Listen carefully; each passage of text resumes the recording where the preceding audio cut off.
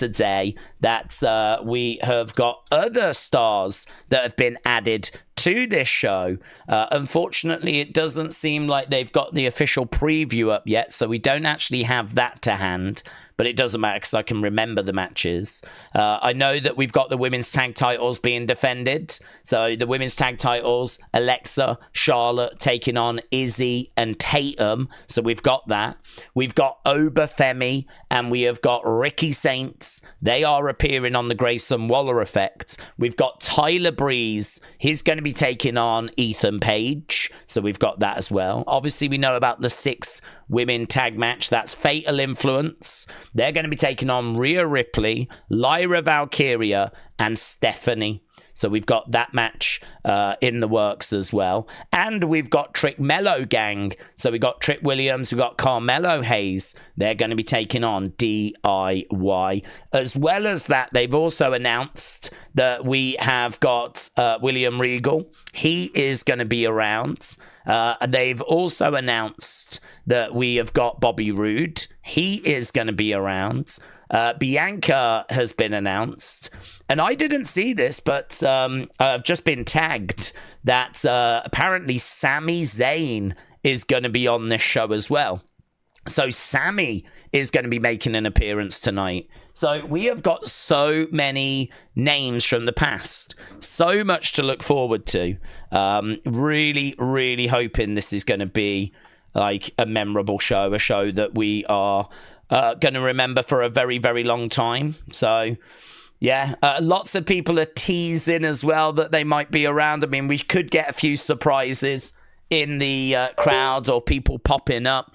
We know that Matt Cardona has been teasing that he might be on the show. But to be honest with you, Matt Cardona tends to tease that he's going to be on every show. Every Rumble, he teases that he's going to be on and all that kind of stuff. So I personally don't think we'll see him, but he has been teasing. Summer Rae has been teasing that she is going to be on the show as well. So I don't know. I don't know what we're going to get. I don't know what surprises we're potentially going to get. Maybe none, because they've already announced loads.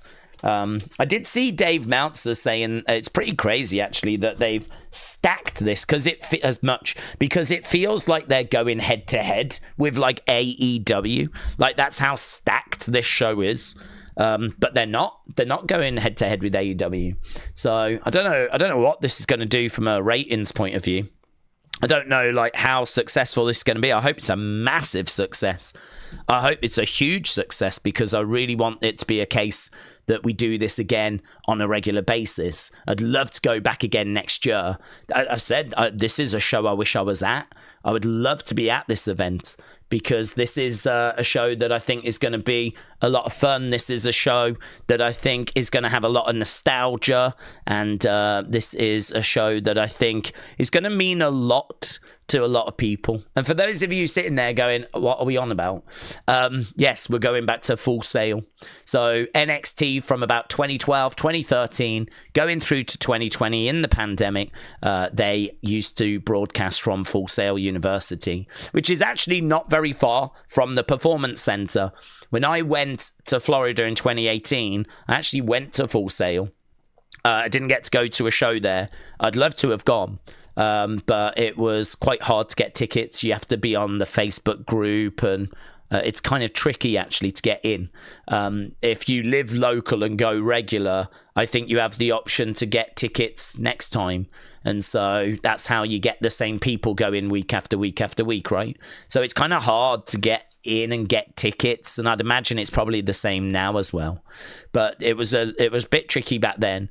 So I just went. I really wanted to just go. There's been a lot of spots that have been filmed outside. There was a lot of things that had been done outside that kind of meant that I fancied going and having a look. And so we just went, pulled up. It's just a university. So just there was cars in the car park, people around. So I just went over by the building, didn't go in, just had a little look around, and it was cool. I mean, it was really cool just to see kind of you go, yeah, I remember when they did such and such there, and I remember when they did such and such there. It's really weird as well, because the thing about Full Sail is it's, I think, a university for people learning to be cameramen and editors and directors, and it's about gaining that kind of experience, right? And so the actual front of it looks normal, just like a normal building. But if you actually go round the back, they've got this fake street set where it's like shop fronts and like a pavement and like chairs outside, and it all looks like kind of like a high street, right, with restaurants and shops and things like that. And it's clearly for filming and, you know, directing scenes and then editing and acting, and, you know, that's what they do. And there's been a few times, actually, if you go back and watch old NXT, where they've kind of been sat around in that street, right? And so it's just kind of fun to kind of go there and go, oh my God, I remember this. I remember when such and such was sat on those steps. I remember when we had, I think, was it Velveteen Dream against Adam Cole, and they were fighting with like all these cars, and there was like this kind of fight that was done around that area, around the back of Full Sail. And so you just kind of go, yeah, man, I remember that. It was really good. So we had to leave due to the pandemic. So that's why they went to the Performance Center, and we're going back. I think it's the first time we've been back. It's not that far away, as we said. It's just up the road from the Performance Center, but it is home. It is home. And it's going to mean a lot, actually. I mean, Black and Gold is still my favorite era. Black and Gold's, you know, this is where the Four Horsewomen came through, and this is where Balor came through. This is where Sammy and Kevin came through. This is where Shinsuke came through. You know, Rude obviously had a run there as well. So it's lovely to go back. I mean, Pat came through there, Neville as well. Seth Rollins was the first champ, NXT champ, and that was crowned there as well. So, yeah, very rich history. It's where Paige, I mean, she could be a surprise tonight. Paige beating Emma to be crowned the first NXT Women's Champion. I believe Seth beat Jinder to be the first NXT champion. But yeah, we had, you know, Shield were there a little bit, not much, to be honest. I mean, Shield are getting called up at the end of 2012. You know, they appear at Survivor Series at the end of 2012. That's around the time that this NXT is starting, because obviously it was a bit of a kind of like game show type thing, reality show thing at first, which was okay, but it was definitely better when they changed it. But yeah, it's going to have a lot of good memories, man. It's going to have a lot of good memories. William said this show is going to be a celebration of what NXT is becoming, I think, over what it was when it was Black and Gold in the past. I don't know. I think it'll be a celebration of the past. I mean, I think it'll be a celebration of both. We've got, obviously, the past meets the present. I mean, if you've got Stephanie and Rhea and Lyra, they represent the past, if you will, kind of. And they're taking on Fatal Influence, who are hopefully going to represent the future. Trick Melo Gang taking on DIY. That's meant to be a bit of a past versus present slash future. So I think it's kind of us going back, paying respect to Black and Golds. But I agree with you in the sense of we're not only doing that. It's not like we're just putting on a Black and Gold show. I mean, clearly we're using the current roster and we're showcasing the current roster. And we're finding a way of paying respect to the past while still showcasing the future talent that's coming through. And I think it's going to tick a few boxes tonight. It's just going to be a damn fun show. Glockness said, will The Rock show up tonight? I don't think so. Probably not, but it would be hilarious, said Glockness. Jay said, I'm on my own, against the wall. Bianca Belair is coming home. Let's go. Glock said, I think the final boss will return, says Joe. Matt Pete said, I'm pretty sure it wasn't due to the pandemic. It was because they outgrew the building, which just coincidentally happened to be at the exact same time the pandemic hit and they had to move over to the Performance Center. Yeah. I think it was the pandemic. Ian said, sounds like the event to CW used to hold at the AC Sports Pavilion in New York. Sounds like the event that 2CW used to hold at the AC Sports Pavilion. Ian, don't know. Asib said, Daze, how would you feel if someone like Finn, who's changed themes and looks, doesn't come out to his NXT theme? How would you feel if someone like Finn, who's changed themes and looks, doesn't come out to his NXT theme? Personally, I'd like him to come out to his old school Finn. I don't care. To be honest, I don't care. It doesn't make any difference to me. Like, if he wants to come out with what he had in the past, that's fine. But if he wants to come out with what he's doing now, that's fine. I'm not bothered. I wouldn't even register. I mean, it would be nice if he kind of came out with what he did in NXT. But equally, if they want to use this as an opportunity to kind of show where he is now, I'm all right. Either. No drama. Kendall said, I don't get to watch. So this is the news. I like to keep up to the minute on this one. Kendall, yeah. Well, we're going to be all over it. We start in an hour and 39 minutes. An hour and 39 minutes. I know that Raw started early yesterday, but I believe that was only Raw. I don't think the other shows are doing that. So, yeah, that's just for Monday nights as we go up against the football. Steve said, if you could have one appearance tonight that's not been announced, then who would you want this to be?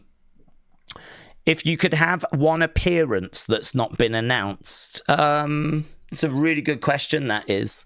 And I would really like for it to be someone that's not around anymore. I think anyone that's on the main roster is, already in the business, and so we see them anyway. So, yeah, I kind of think that I would be looking for... I think I'd be looking for Paige. The thing with Paige is I have no issue with Paige. I just worry that the business has passed her by. I've made this comment in a few places. I think when she was in AEW, I don't know if she was nervous. I don't know if there was ring rust. There absolutely could have been both. But I didn't find her matches to be that good. And listen, she's coming back from a big injury and she's had ring rust for a long time. So I sort of feel that she is in a situation where, maybe she needed a bit longer than what she had to kind of get herself settled. Maybe some of the creative she was given was not the best. So it's maybe unfair to judge her by what I saw in AEW. But what I saw in AEW was just not very good. And that has kind of dampened my enthusiasm for her return into WWE. But when you think of NXT and you think about the impact that she had, it was a big impact. She's the first women's champion. And that really kicked the ball rolling. It got the ball rolling for what the women would go on to achieve. I mean, I think if you're going to talk about the women's revolution, women's evolution, I think she plays a massive part in that. And I think that she is someone that deserves her flowers. And I think if we're going to celebrate going back, I think that she is someone that deserves to be a part of that. So, yeah, she's not in WWE. It would maybe be a bit of a strange place to bring back such a big name. I know people were kind of hoping, might she show up at WrestlePalooza? I've had people asking that question. Maybe she could help AJ Lee. I don't know that they would do that. They could absolutely bring her back in a Rumble. They could absolutely do that. But I don't know. It'd be really cool if we was to see her tonight, I think. Because, you think about some of the other names that have kind of gone from NXT and, there's a chunk of them that are signed with AEW. So, you can't really get certain people. Cassius Ohno was a pretty big name back in the day, but that's Chris Hero, and I believe he now works behind the scenes at AEW, for example.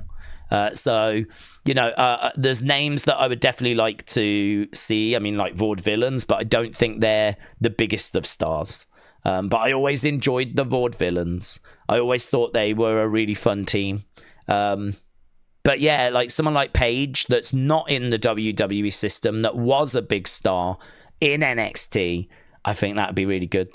Yeah, I'd love Sasha. I mean, that would be maybe my ultimate pick, but that ain't happening, is it? She's under AEW deal again, so there's another example of someone that I think would be a fantastic surprise. But you would want someone that's not with the company right now, ideally. Daze, how are you? I'm good. Who is it to say that Rusev is next to declare frustration and do what Andrade does? And that might start a trend. He is doing nothing big. Also, SmackDown got 1.5. Do you mean Raw? I think SmackDown did 1.3, didn't it? 1.315. In regards to Rusev, well, I mean, if it does start a trend, which I would not expect it to, but if it did, wish them all the best, honestly. If people have always had the ability to walk out if they're not happy with their creative, but you are walking out on the biggest company, you are walking out on what is going to be a good contract, right? I mean, everyone on the main roster is getting paid well, so you're walking out on good money, you're walking out on the biggest company, you're walking out on what is going to boost your brand and boost your profile. And this is why you don't see people doing that, because unless the frustrations get too much, and that's a personal thing, unless those frustrations get too much, then you are obviously going to just try and make work what you are given. And actually, I think that's a bit of a lesson that gets learned in wrestling. Like you make work what you are given. That was something that Dusty said to Cody, like when he had the Stardust character. Like, it's your job to get this to work. It's your job to get this character over. That's what you've got to do. And that's why Cody stuck with it for as long as he did, because that's what he believed in. And, sadly, it didn't really work for him and he ended up leaving. And actually leaving helped him greatly. But, a lot of people have not got the luxury of being Dusty's son, right? Which definitely helped Cody. That definitely gave him opportunities. And, maybe that's also why WWE brought him back and invested in him, We know that Dusty and finishing the story and all of that played a big part in Cody getting to the belt. No one in his family having won that title. Dusty having it in his hands. We even got shown the pictures of that during Raw. So, Cody is a bit of an exception in that regards. So, yeah, I mean, look, if people have always had the ability to walk out over frustration with creative, and some have. Look at Sasha. Look at Naomi. Look at Toni Storm. Like, look at people that have walked out because they've been frustrated. So if this started a trend, it's no problem. No problem. I mean, we've got more wrestlers than we know what to do with. I mean, you've got Oba, you got Trick, you got all these people that you can just call up. I mean, everyone is fighting for TV time. If someone wants to throw in the towel, it's fine. There's someone else to take your spot. Someone else to take your spot. So that is not a concern, unless every wrestler wants to walk out, which has never happened before. So, but yeah, no worries with that. Heartbreak said, Daze, do we think London will host a Mania? Well, I think so eventually. I mean, I think that WWE would do it if London would just put the money up. The problem that London's got right now is the amount of money it's going to take to host a WrestleMania. That is going to be a lot of money, isn't it? Because they're competing against Saudi, they're competing against Las Vegas, and so that's going to take a lot of money. So I think you can understand why London's like, no, this is not right for us right now. I mean, if you go back just 5 years, go back 6 years, I mean, the amount of money it would have cost to have got Mania would be nothing compared to now. Certainly not now that the Saudis are in. I mean, New Orleans was announced as having WrestleMania, and then it got taken from them by Vegas, who outbidded them. We had this conversation the other day, and, if you're so reliant on tourism that you are going to you're so reliant on tourism that you are going to go big on a bid, I think London will struggle, because I don't think London is as desperate for tourism. It has it anyway. And bringing in WrestleMania is going to boost tourism by, X percent. I mean, they've got to weigh up the pros and the cons of, will they get the money back of what they're bidding when London enjoys such great tourism anyway? Like, how much are you going to increase it by having WrestleMania? I mean, Wembley has big gigs all the time. So, selling out Wembley for a couple of nights is not that big of a deal. I mean, Oasis did, I think, 7-8 nights this year. Taylor Swift did about the same this year as well. Plus, also, it's the National Stadium for our England football games, the FA Cup final. Like, Wembley is not struggling for, needing to be filled. So, you have WrestleMania, you fill Wembley twice. It ain't that special. Do you know what I mean? Like, it gets made out like, oh, we're going to bring this massive show and it's going to boost the local economy. Bottom line, you're selling Wembley out twice. I mean, I think Coldplay filled it 10 times. Oasis 8. Taylor Swift about the same. So WWE coming in and selling out Wembley twice. I mean, it just ain't like, it ain't this miracle. Oh my God, you've done something no one else can do type thing. It's pretty bonkers if you think about it.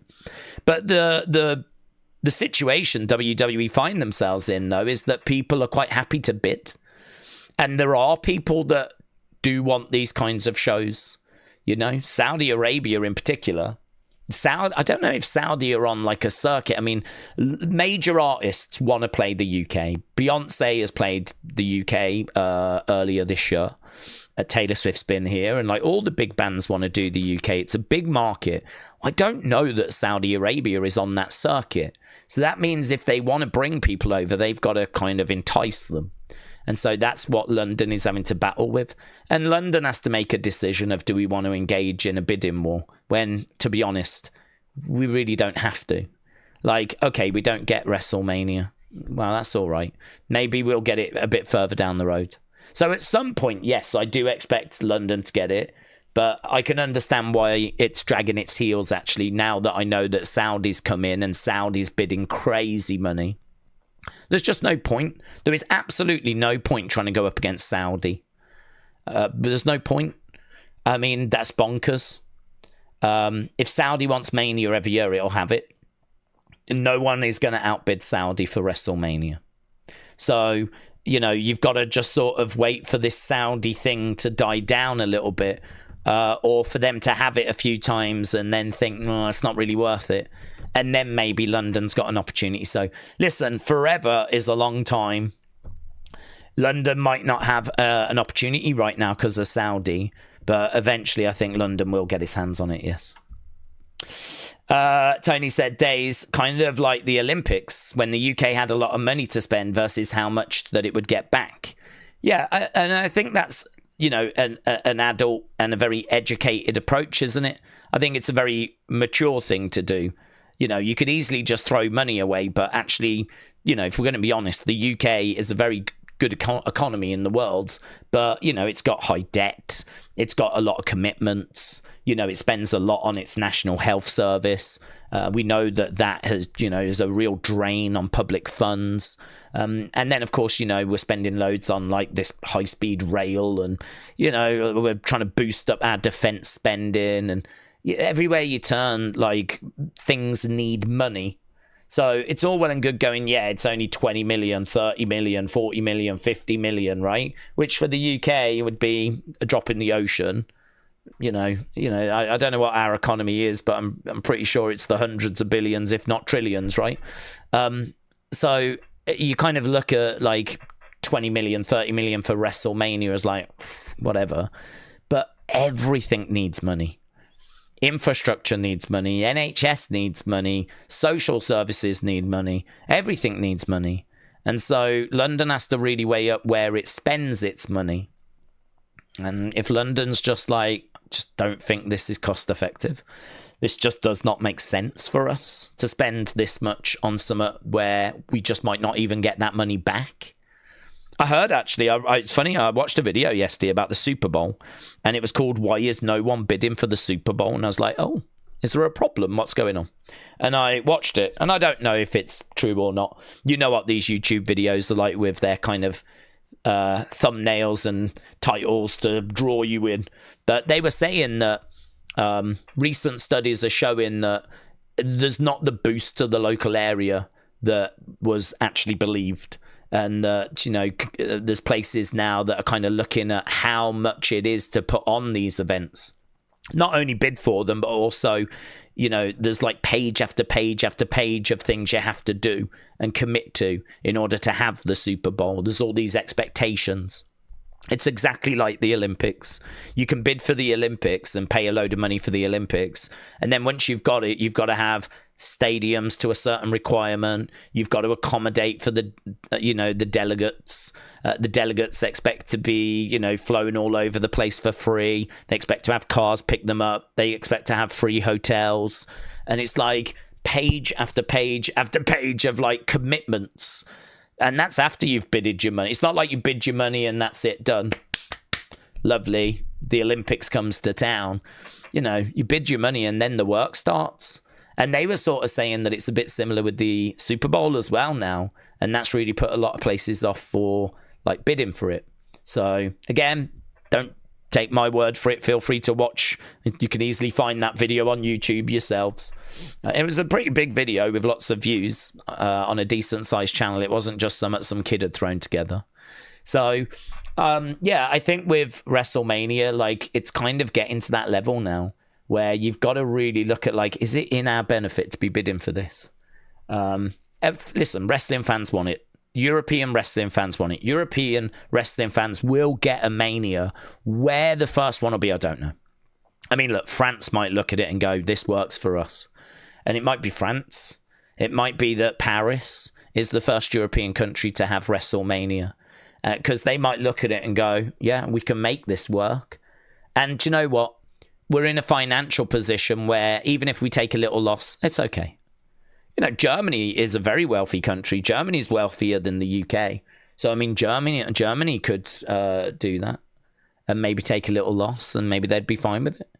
But, I think London's got its big boy pants on and it's having to make some big boy decisions.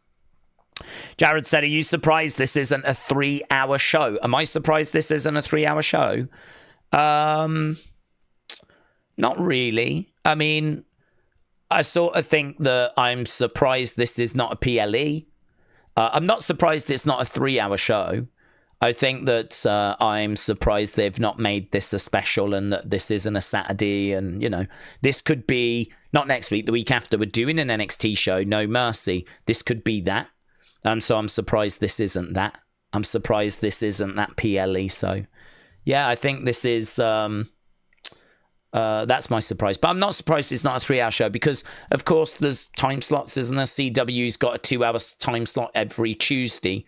So I don't know what they have on after, but it would have to be arranged in advance that would have to go in order to extend. And so I can understand that not happening. WWE don't have the freedom to just choose how long they want the shows to be. They have to obviously work with CW. So I suppose if they want it to be longer, they could have just chucked this onto Netflix and, could have gone as long as they wanted, really. But, I'm happy with what we're getting.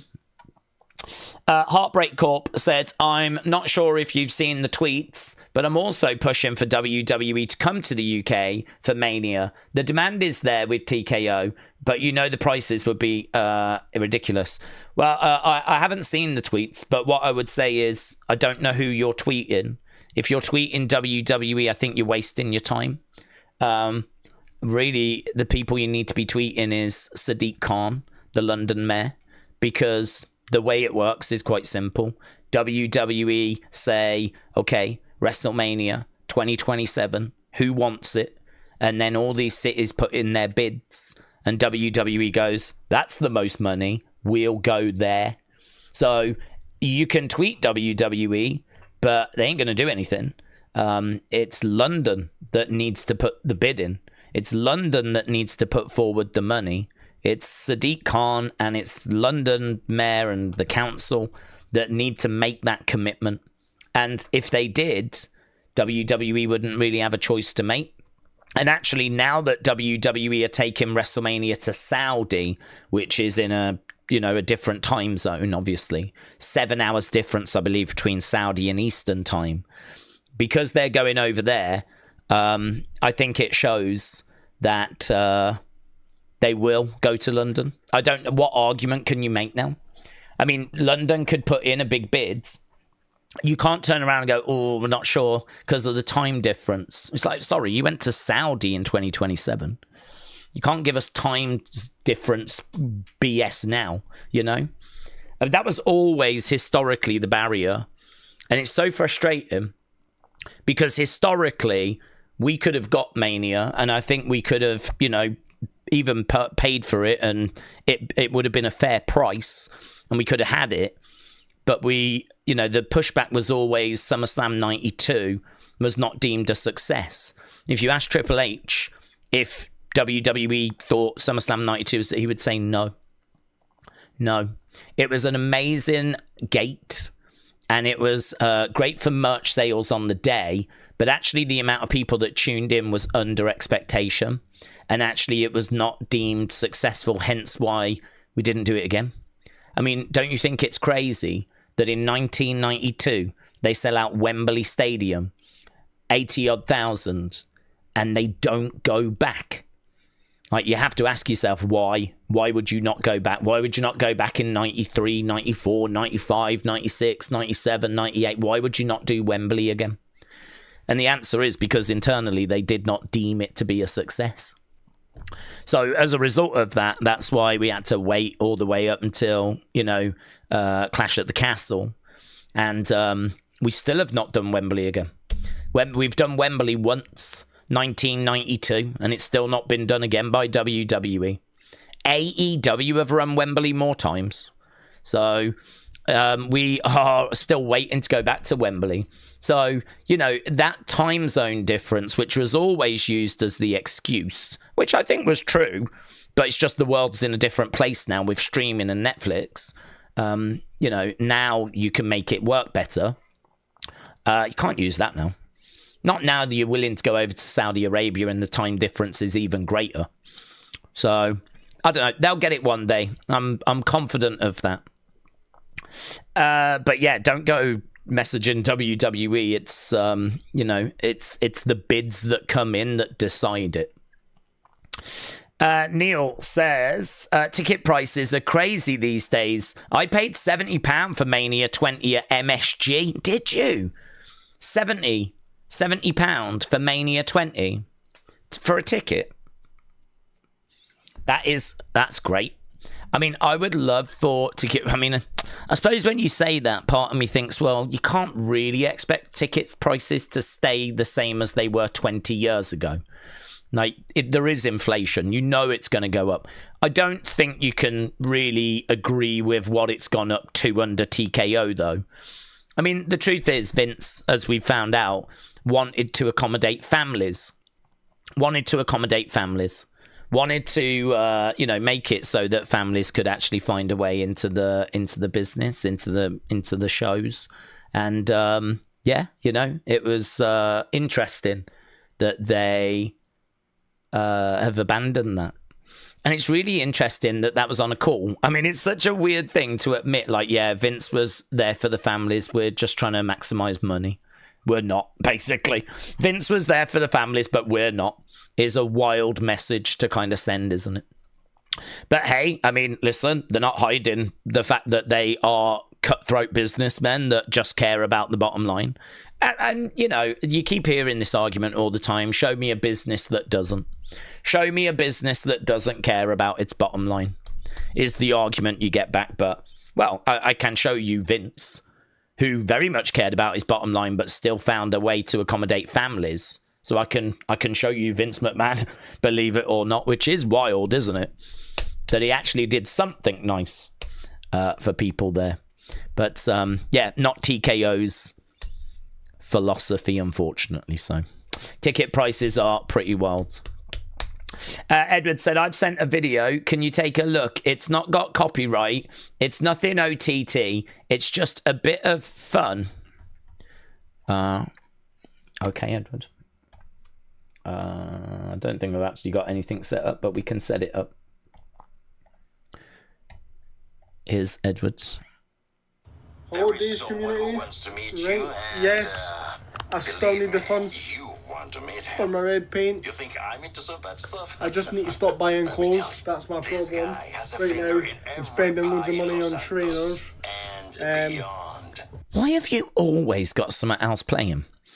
Why do I always have to battle to listen to what you're saying while something else is blasted? It's normally my voice, but now it sounds... Do you remember those speak and talks, were they called? You remember that kids have where they type out words and then press like the button and it's like, the cow goes moo. And you like type in and it like speaks the word. It sounds like you've got that playing in the background.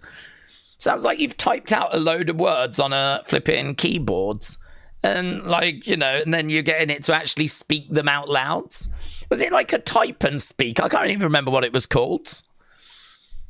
Why do every video, why do I have to sit and battle and like try and figure out what you're saying as something blasts in the background?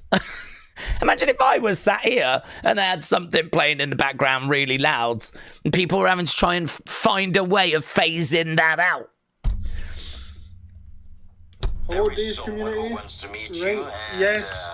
I still need the funds for my red paint. You think I'm into some bad stuff? I just need to stop buying clothes. That's my problem right now. And spending loads of money on trainers. Let me pause GTA because it's the most irrelevant thing in my life. But okay, stopped. Who's excited for NXT Homecoming? I know I am. Even though I don't watch NXT.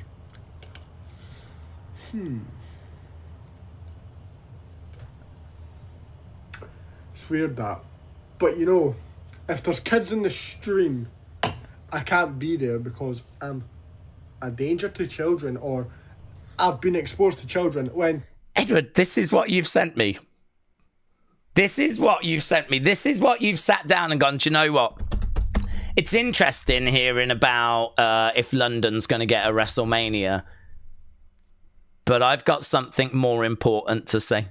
And this is... So you've sent me a video where there's Stephen Hawking talking in the background whilst you're talking. That then thankfully does stop. And then you move on to a segment where you want to revisit... Not that I've told you to. But you want to revisit something that happened yesterday, which was a fun little moment where we didn't know what you was going to say, and you came out and you went, well, I'm not a danger to children, right? And it was really fun. And now we're revisiting that. You've stopped this stream so that we can go back to that.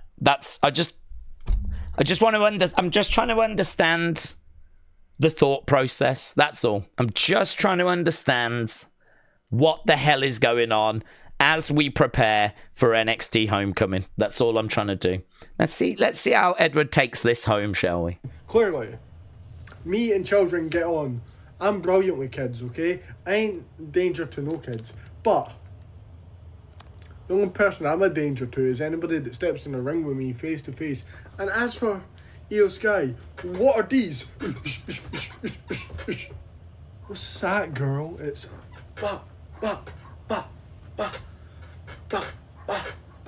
I'm sitting down, I can do better, trust me. But yeah, here we fucking go! Here we fucking go! So, we thought we would end with profanity. Nice.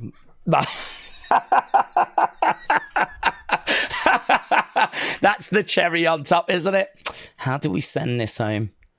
I think I'll swear. That seems like the right thing to do. I think I'll swear. Well, Edwards, all I can say is thank you. I will never play one of your videos again on stream after you have dragged me away from engaging with the chat, getting stuck into conversation with people. And instead, we've had Stephen Hawking. We've had about a minute about you talking about kids. And I'm still not sure if you're a danger or not, because you seem a bit confused in that regard. For what I thought was a joke, but has now gone eerily on a bit too long. And then we've wrapped it up with a bit of swearing at the end. So perfect, I would say. I would say that went really well. I would say great job. Well done. Kian says, WTF was that? But we'll never know. None of us will ever know. And I think it's wise that we never speak of it again. Yeah, I think it's wise that we just... What we do is we go, okay, we've all just experienced something together there, all of us collectively. I don't know if I need to set up some sort of trauma line, but we've experienced something. I'm sorry that we've experienced it, but we have. And, from this point, we never speak of it again.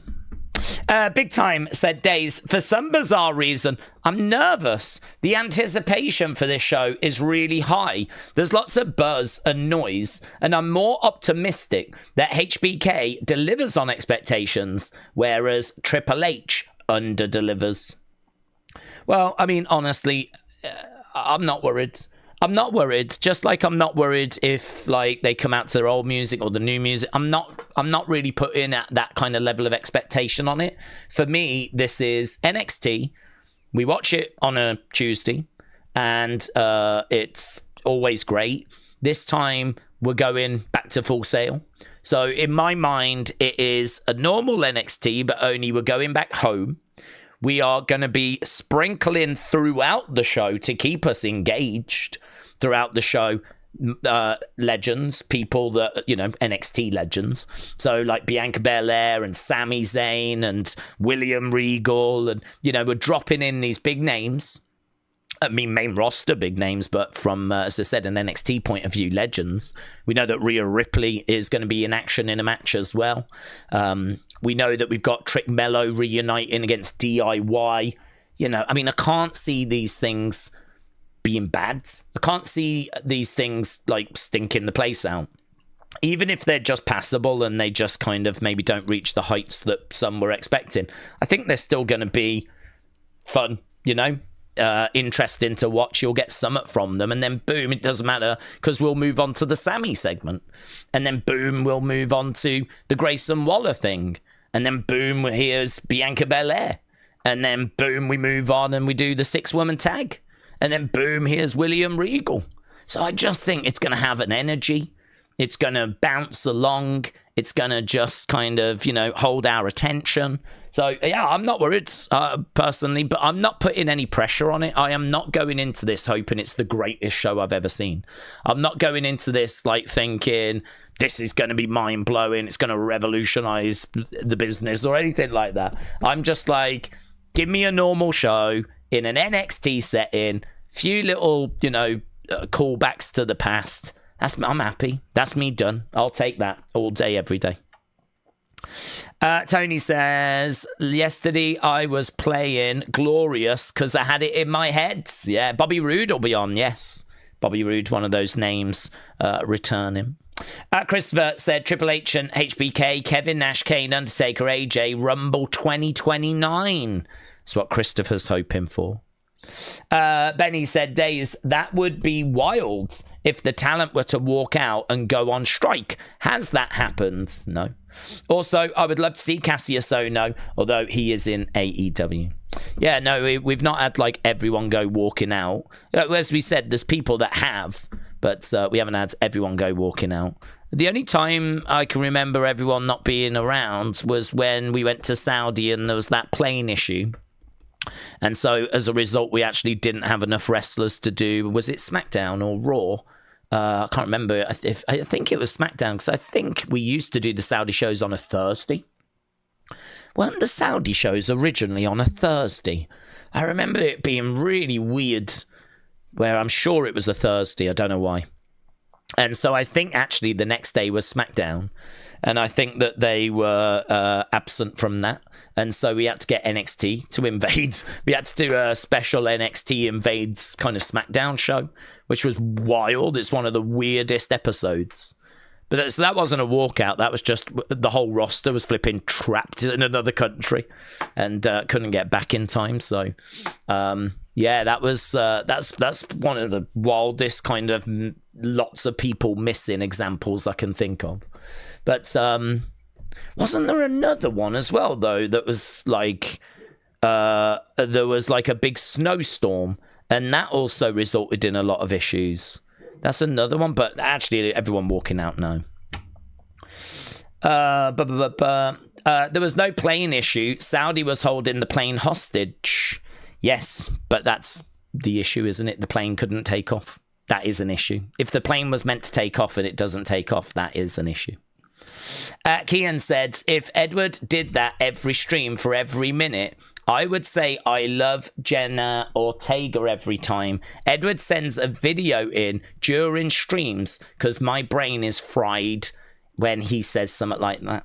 Well, Kian, I think we've all established you like Jenna Ortega. The more you mention it, the more concerned we get about you as well. We're already concerned about Edward. We don't need to be concerned about another community member. So, shout out to you. Shout out to you, Kian. Stay away from the Edward side of things if you can. Oh my God, I've sent in another video showing you something nice. Edward, I just told you this is not the Edward Brown stream, right? And what you just sent me has freaked us all out. So yesterday you was entertaining, today you've been concerning, right? How about you sit there and consider that? Big Time said, do we think NXT tops 700,000, 800,000 or 900,000 with main roster stars and a heavily hyped show? Well, I don't know, honestly, because all of the numbers are a bit down at the moment because of the football season being back. And I just don't know if at this time of year certain people just click out of wrestling and their brains go to football. I mean, I just don't know. I don't know like what happens mentally with certain people.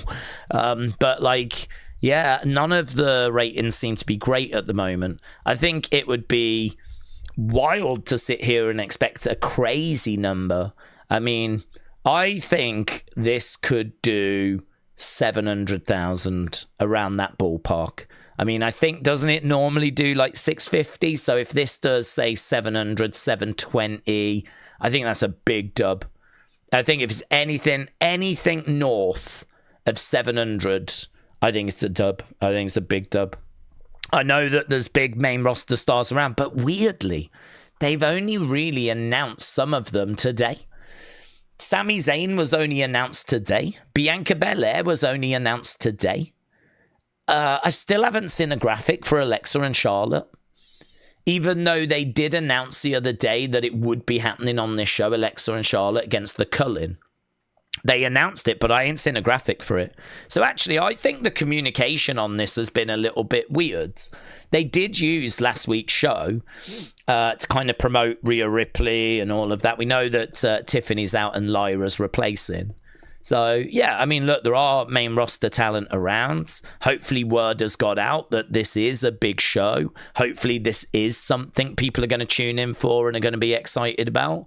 But number-wise, it's a guess, innit?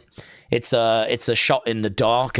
Certainly don't have much confidence right now that this is going to be a big number, like a big rating, because I just can't back that up with numbers at the moment, really. Jess said, is it trolling or do people think The Rock's going to come back? Rock Cena won last time. Not down with that. Would be better than Lesnar, said Jess. No, I don't. It's not trolling. I think people are... I mean, I think The Rock stands a chance this weekend, and I can give you a really good reason why. It's not a guarantee, but when we went to, I think Fox, I think The Rock was on that show when we first did that show. He certainly was on the first Raw on Netflix, right? When we moved to Netflix. This is the first PLE on ESPN. And it's a big deal. This is a $1.6 billion deal. So all the PLEs going forwards are going to be on ESPN. You know, and I know, ESPN are going to want clips and highlights and moments that they can show on SportsCenter after. Yeah. Like the big arrival of WWE to ESPN was a massive success. The Rock appeared at the end of the show, just showing his support to John Cena, a real moment of respect. I don't know that it's setting up a match. I think The Rock could come out, just sort of give a nod in the direction of John as John sort of salutes back at The Rock. And maybe we just get like a moment or something. I mean, to be honest, John sort of sold his soul to The Rock earlier in the year, and we've got no idea where we are with that situation. It would be nice to put a bow on that, right? It would be nice for The Rock to even come down to the ring, kind of look at John up and down. Just, you don't know what he's going to do. Like, The Rock looks out at the people are going absolutely bananas. And he just puts his hand out, shakes John's hand, walks away. Done. It doesn't need to be any more than that. It doesn't need to be a match. I don't even know that he's got time for a match. And plus, where's he going to have the match? Some people are thinking it might be Washington, Saturday night's main event. It could be, but the streets all year have said that's going to be Gunther. So I don't know that plans change there. So, yeah, I sort of look at The Rock as like, not a given, but I think there's a chance that he comes out and it provides ESPN with their Sports Center moment, you know, because they're going to want as many clips and things to shout about as they can possibly get. So, and obviously, you know, you can shout about Io Stephanie and who's won the women's title, but I mean, that's probably not going to resonate so much with your average sports fan. You know, they're going to want names, aren't they? You know, when it comes to football, people talk about Patrick Mahomes and, you know, the big names. So, same with basketball, they speak about LeBron and whatever. So when it comes to wrestling, you know, it's The Rock that's going to resonate. It's Cena that's going to resonate. It's those big names that are going to really grab that kind of, not even casual fan, complete non-watcher. And it's going to grab their attention. They'll probably watch a clip of that. Whether they would watch a clip of Io Stephanie, I have no idea. So I can make an argument as to why he could appear and why it would make sense. But there is absolutely nothing backing it up. There is not a single message I have seen that says he might be there or he's expected to be there or is rumoured to be. I haven't seen anything. So it is nothing but fan speculation. But I do think at least it's based in some sort of realm of reality. Everyone said WrestleMania. Everyone said SummerSlam. Everyone said Clash. Now WrestlePalooza. He's not coming back, says Jared. Well, again, that's fair. I can only say what I just said, and that is that I think there can be an argument for it. I'm not sitting here saying it's happening. I'm just going to sit here and say that I can see why people are saying it. And I can see as to why it's something that's kind of out there as like fan speculation. But as we said, it's nothing more than that. He has said his main focus is films and that he is going to retire the final boss. Well, we'll see how true that is when we get to WrestleMania 2027. We'll see how true that is. Edward said, it's nice. I know it's not about me, but it's about my gran and her favourite wrestler. Oh, God. Fine. Let's see what Edward's got to say. Here he is. Right. So I've just seen Daze watch my video. Now, look, that wasn't my intention to bring that up, what happened yesterday. I was just saying I still need the funds to paint my room, right? So if somebody wants to send me that, fair booze. But I just want to apologise for wasting the guy's time. What are you listening to? What have you put on in the background? I'm hearing seagulls and birds and... So I've just seen Daze watch my video. Now, look, that wasn't my intention to bring that up, what happened yesterday. I was just saying I still need the funds to paint my room, right? Are you e-begging? Have you sent me a video where you're asking for people to send you money so you can finish painting your wall? Is that honestly how you've started this video now? You've put on seagulls, bird sounds for some reason, which I appreciate is a lot better to hear you over rather than competing with Stephen Hawking. But now you're like, I haven't finished painting my wall. If anyone wants to send me money, that's what you've now said. So if somebody wants to send me that, fair booze. But I just want to apologise for wasting the guy's time. But I done my accomplishment, and that was to make him laugh, and it's already worked. No one else is able to make him laugh. I mean... And now you've insulted the community. Guys, if you want to send me money, I'd really appreciate it. I just wanted to make Daze laugh. I've done that. None of you can do that. None of you can do that. None of you are good enough to do that. But again, though, if you do want to send me money so I can paint my wall, it would be greatly appreciated. It must just be me. It must just be him. Who knows? But can I just show you something, right? Okay, here we go. I lost a very special family member in my life, right? In March. Well, this is where I'm going to cover up this person, right? Yeah. But I lost this woman who is my grandma. And do you know her favourite wrestler was Fabulous Moolah? Oh, really? And she used to call Samoa Joe Cremola Joe. Don't know why, but this was my Granny Pat. And yeah, so her favourite wrestler was Fabulous Moolah. Our favourite male wrestler was the Honky Tonk Man. Well, Edward, thank you. Thank you.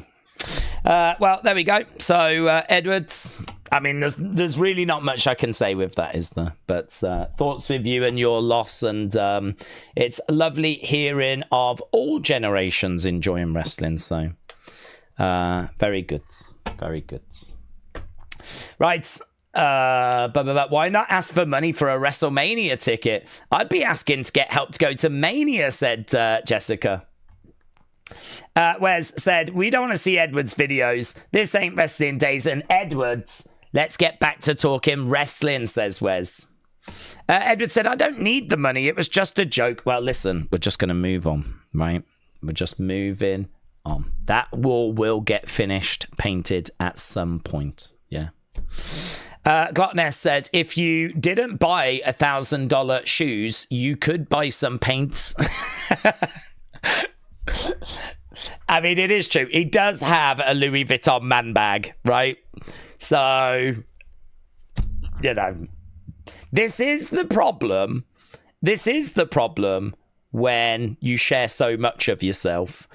People, you know, you kind of show off your shoes that cost so much. You show off that you've got a man bag that costs so much. It is then really challenging to flip that round and go, if anyone wants to send me money for some paint so I can finish the wall, right? That is a challenge. But, you know, hey-ho, we move on.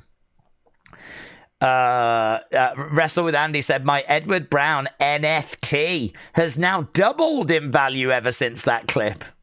It's one of the most sought after things. I mean, Edward Brown NFTs are going crazy right now. Kyle said, Daze, I've got a question, right? About OBS. Okay. Have you, where your desk audio is on OBS, not playing after you record a video? And if so, do you have any tips on how to fix it? Hang on, what? OBS... have you where your desk audio on OBS not playing after you record a video? I don't know what you mean. I honestly don't know what you mean by that. I mean, what I can tell you is I've got a microphone that is plugged in and my audio is on the microphone line. I don't have my audio through my desktop. So my desktop is just if I play a clip. So like when I played Edward then, that played through my desktop audio. But I do not speak through my desktop audio. So the only time my desktop audio registers sound is when I play a clip that's got sound in it. So I don't really understand what you mean about like... I don't understand what you mean. I've got a question about OBS. Have you, where your desktop audio on OBS not playing after you record a video? So are you saying that you record a video and you don't have any sound? I mean, what I would say is, are you using a microphone? Has your computer got an inbuilt microphone? I mean, before you press records, you should see the line moving if it is picking up the audio when you speak. Like, you should see, like, on the audio mixer, you should see the lines going up and down as you speak. So if you're speaking and there is nothing happening, then no audio is going in. And it might be that your computer maybe does not have a built-in microphone. You know, it might be that you need to get a microphone. Like, I've got this one here. Some webcams have got I can actually change it over so you can hear me through my webcam. Where's my webcam? This one. That's what the audio sounds like through the webcam. So you can hear, like, the big difference. So that is probably... If you got a nice webcam, like this is a 4K webcam, if you got this and just used the audio, this is what it would sound like. You can't even see where the microphone's built in, actually. I actually don't even know where it's picking up the sounds. What I do know is it should sound considerably worse. So, yeah, that's the audio going through the webcam. If I want it to go through this microphone, I can just change it over to the microphone, and now it should be coming through the microphone. So, ba-bam! Hannah said, I'm very happy for NXT. American Alpha were one of my favourite teams. It would be 10 years since they debuted. Easily would be the best tag team if they had continued. Yeah, they were amazing. I mean, obviously Jason Jordan now working backstage as a producer. So, you know, brilliant that he is still in the mix. And, you know, he could make an appearance, but you would need Chad's. And obviously Chad's not around at the moment, so due to injury. So I'm not sure we'll see American Alpha, but that would have been good. If they do it again next year, maybe we could get American Alpha. James said, I hope NXT believes tonight. Ah, would you have him come out in the white trunks and do the whole believe thing? Yeah. Former NXT champ, of course. So, I mean, he was a big deal in NXT. Corey said, it sounds like you're in the toilet. Yes. This is why microphones are the way forwards. Suzanne said, you sound like one of those old-time record players with a megaphone. Yeah, it's funny, isn't it? Like, you don't really think about it. Like, you don't really think about the quality of... I mean, like, I don't think anyone would say these streams are quality in any regard, right? But actually, if you drop the quality, if you go to a worse microphone or a worse camera, like, you can actually really notice the difference. This should be streaming in, like, 1080p as well. I mean, we've had to drop the quality and you can really feel it, so... What I'm saying is this is actually better than you think it is right now, right? Rather than thinking this is just complete rubbish, there is actually a degree of professionalism. Not much, just a whisper on the edges. Right, I am watching Die Hard until NXT, says James. Yeah, that's I think that's an all-male porn film, isn't it, James? Respect. So, James, enjoy that, buds. I'm not sure that I would be watching that right now, but, you know, to each their own.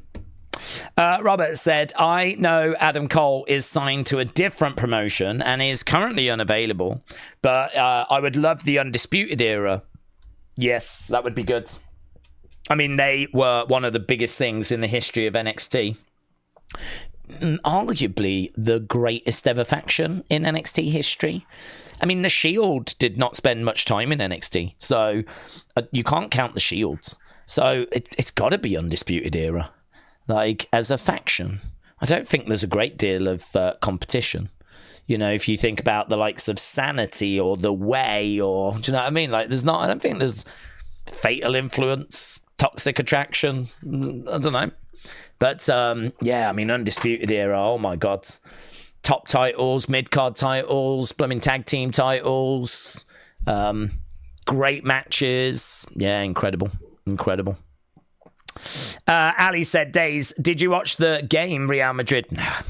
No, I only watch United, but I don't really go out my way to watch anything else. I don't even get a chance to watch United most of the time. I have to try and just keep up with the score and kind of read a bit of BBC kind of text and kind of follow it that way. My priority is wrestling, always. Mr. B said, Daze, could WWE use the hype of NXT Homecoming to bring the Righteous with Cross? Honestly, I would be surprised. I think the Righteous could come in, but actually they've been accepting indie dates. So we've seen the Righteous doing a lot of indie kind of reaching out and appearances and trying to get bookings. So I don't know. They're talking about how their October is filling up.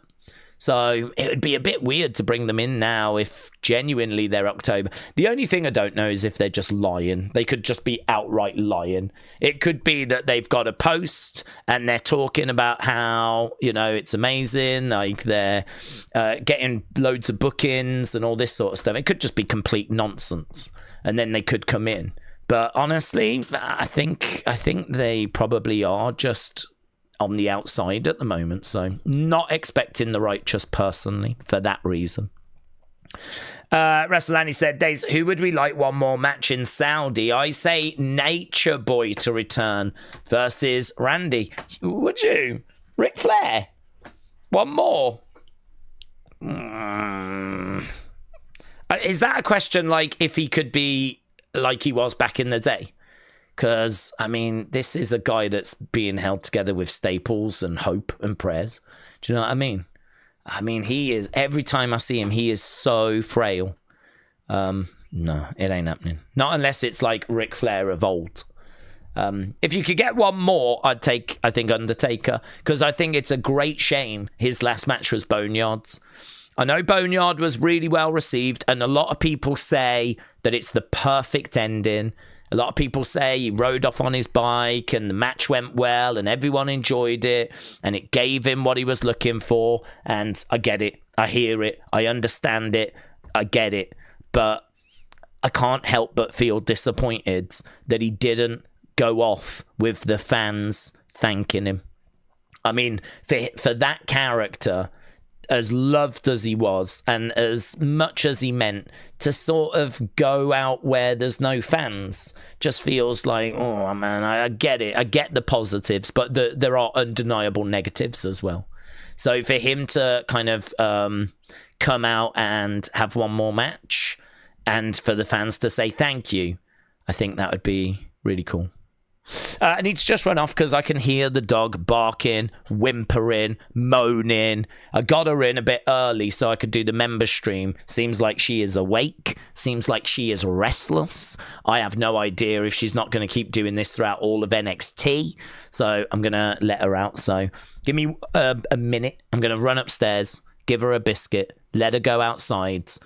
Hopefully she can live her life. Hopefully she'll let us live ours as well. So I'm going to be just a second.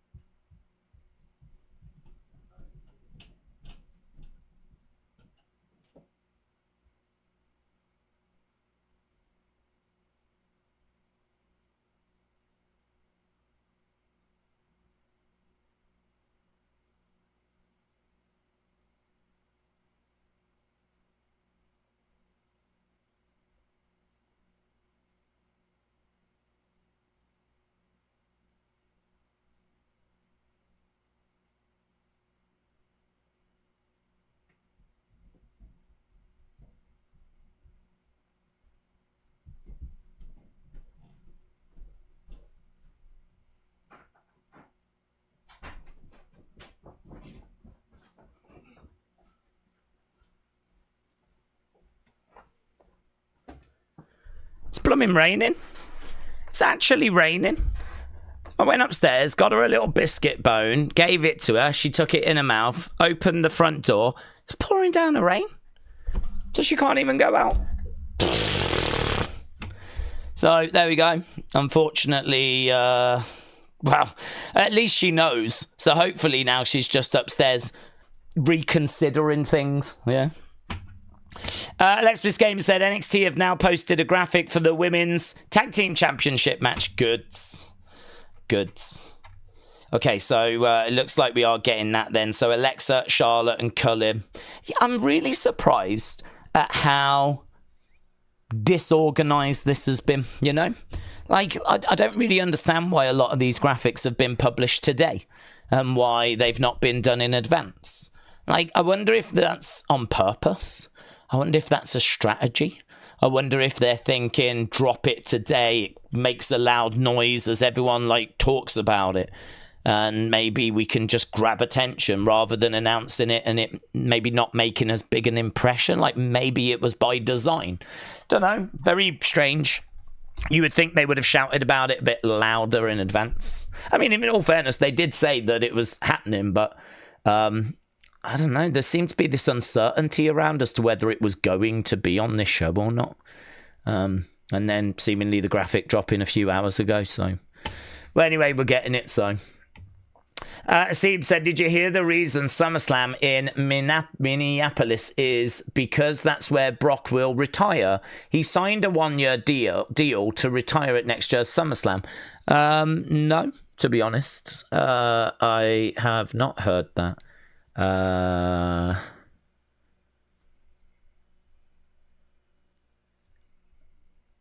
Where did you hear that? Feel free to tag me in that. I'm just trying to think when they announced Minneapolis, because apparently they cleared Brock a month ago.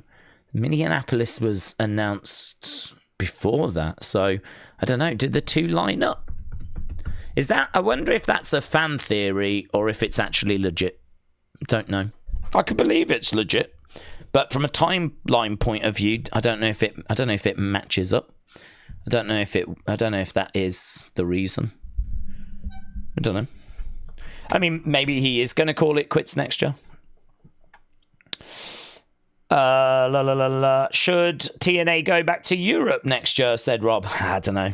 I'm not very good when it comes to TNA, to be honest, but I don't watch it, so it's hard for me to like say what I think would work best for them. I mean, I believe they've got a good fan base over here. They've been over here before and done well, so I don't know when the last time was they came over.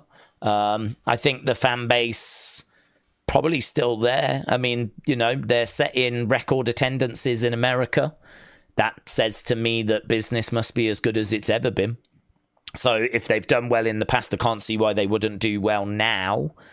Of course, back in the day, they did have people like Sting, and they did have some big names.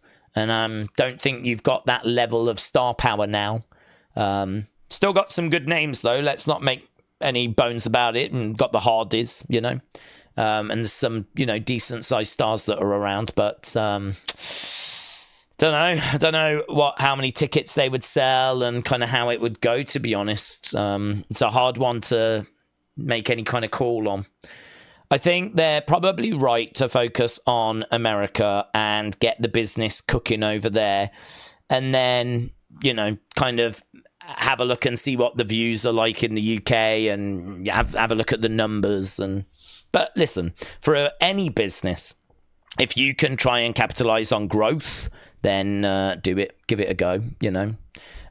Even if it's maybe not going to be as successful as it has been in the past, like get over there and, you know, create a buzz and see if you can attract some new fans. And yeah, but that's one they're going to have to make a decision on themselves. Hasib said, who's the dog's favorite wrestler? I have no idea, but I did use her once for a video when it was the greatest Royal Rumble. And what I did was I wrote down all the people that were announced as being in it. Obviously, I didn't know every name, but I put down all the names I did know. And I had her kind of run down that, put a bit of chicken on each name. and I had her run down the garden, and whichever bit of chicken, I mean, to be honest, she just went down and hoovered it all up. She went down and was just blah, blah, blah, having all the flipping chicken. She thought it was Christmas. So I was trying to figure out which one she went to first, and it was Gold Dust. Gold Dust. And when Gold Dust comes out at the Greatest Rumble, I remember saying, oh, here's Kia's pick. Let's see how he does. He didn't last long. So I can't tell you who her favourite is, but I can tell you she did select Gold Dust for the Greatest Royal Rumble.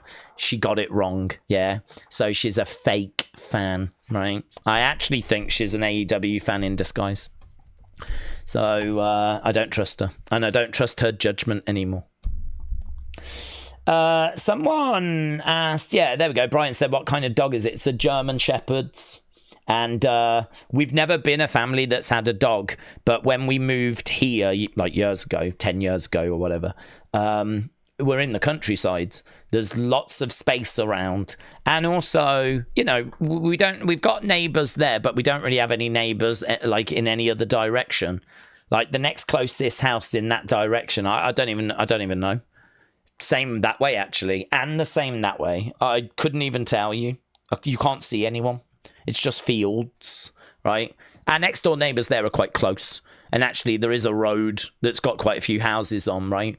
So, I mean, we do have neighbours. But, yeah, in these directions, not a flipping clue. So, yeah, my brother always wanted a dog. My parents were like, we probably could do with something for a bit of security, you know? Because we are in the middle of nowhere. And so, yeah, I got a German Shepherd's. And she's a very good guard dog, actually. I mean, anyone kind of goes by, she's like ready to go. But obviously, when you know her, she's just, you know, just wants to eat chicken, and she's lovely. So yeah, she's good. She's good at what she does, and but she's getting on. And I don't know if we would get another one, honestly. Because, like, you can't really go anywhere for too long and leave her on her own. So it's a real bind. Because, like, even if you want to just go for a meal, like, you can't be gone too long. So it really limits you to, like, just what's around. And, you know, I think we would like to go to Birmingham and go out and, you know, go to Shrewsbury and have a night out. And, do you know what I mean? Like, go and to watch a few shows and whatever. Have my brother come over and his partner. And, do you know what I mean? Have, like, nice family times. But you can't really do anything when you've got a dog. So she is very, very restrictive. It was like today I was trying to sleep, get ready for this stream. And, you know, I leave the door open, let her come in and as she wants. And I was just asleep on the sofa so that if there was any problems, I was right there. And, like, she keeps coming over and waking you up. And it's like, oh. So, like, I never really got more than, say, 2 hours. I had, like, a couple of hours. Then she'd wake me up and want something. And then I'd go back to sleep, and then she'd wake me up a few hours later. So if you've got a dog, I'm sure you know they are a blessing and a curse. Probably more blessing, but she runs it close. Poetic said, what current AEW stars could make it as main roster stars in WWE, no former WWE? Well, I mean, lots. I mean, Ospreay would come to mind. Okada would come to mind. Tony's been in before. I really like Jamie Hayter. I'd take her in a shot. It pains me to say Julia Hart. Like, it really hurts because I don't rate her. But then she might have got goods. But when I saw her, she honestly would be in Evolve. She'd be in Evolve. She's an attractive girl who was a cheerleader. And I think when I was watching, she was in the House of Black and people were, like, really impressed with her character work. But, I mean, there wasn't really any character work. She just wore a hat and looked moody, like most young women, right? So, I don't know. To me, where she is now, I don't know. She might have actually been improved a lot, and she might be like a really good wrestler now. Her character work might have improved. I don't know. But if you are attractive, you're always going to have a fan base. Yeah, it's a horrible truth. that if you are attractive, there will always be people that are interested in watching you wrestle, watching you perform, just watching you. So, not for me, but I think WWE might be interested in getting her in NXT, training her up and seeing what they can do. If it doesn't work, doesn't work. If it did, then of course you might have another Liv Morgan, yeah? Liv Morgan was very much like that, where she was an attractive girl that was not very good at NXT level. I mean, she had some really bad outings in NXT. And she had some bad outings on the main roster as well. And I think you can say that she was really struggling to kind of connect with the crowds, connect with the majority of fans until she turned heel. And then all of a sudden it just clicked and it just worked. And now she's like a massive star for them.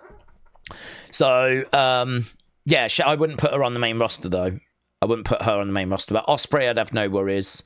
Jamie Hayter, I'd actually have no worries. I was very impressed with her when she was with Britt Baker. Really did rate her a lot. I do like Harley Cameron. I do think she's fun. And I do not mind. But whether I would put her on main roster, I don't know. But having seen some of her little bits that she does, I think she's fun. I liked her puppet work, and, you know, she was doing a song the other day, which was all right. That was all right. The puppet stuff was a lot better. And there was one where she was, like, really fired up, and she called out Bandido, which is, I think, one of their tag teams. That's a male tag team. And Chris Statlander was like her partner. And she was like, no, you're getting carried away. We don't want Bandido. We don't want Bandido. She's like, I'm going to call out Bandido. She seems to have a real charisma, which, you know, that can get you places. So I like her. I like Jamie Hayter. I can't have Toni Storm because she's been in WWE before. I can't have Athena because she's been in WWE before. I can't have Mercedes because she's been in WWE before. In regards to the men's division, as I said, Ospreay, MJF, of course. That's a no-brainer. You'd take MJF. You'd take... I'd take Okada. I think you can... I think you can still get something out of him. I don't know how he's been doing recently, but I think you can still get something out of him. I'd happily take Takeshita. I think he's done some good stuff. Can't have Moxley. Can't have Swerve. I wouldn't hate Hangman. I think Hangman can offer something, but yeah. I mean, look, if you think that we took Rusev and Andrade and, you know, we've kind of took people like that, like, I think there's quite a few that you could take and put on the main roster. You know, we took Jade, blooming hell. So we took Jade, and I don't think she's, you know, textbook amazing wrestler. She's got a great look. But, you know, actual in-ring is limited. Although, I do think the match she had with Tiffany the other day was not bad, actually. So, credit where it's due. Dill B07 said Kyle Fletcher. Boris said Fletcher would be money. And Christopher says Darby Allin. Brody said John Moxley. The stipulation was you couldn't have someone that had been in WWE. Boris said WWE would take Harley Cameron for NXT in a heartbeat. She's a great all-round entertainer, says Boris. Harley Cameron is fantastic, said Alex. Henry said, I've got a dog called Roxy. She's a Wellmarana. I don't even know what that is.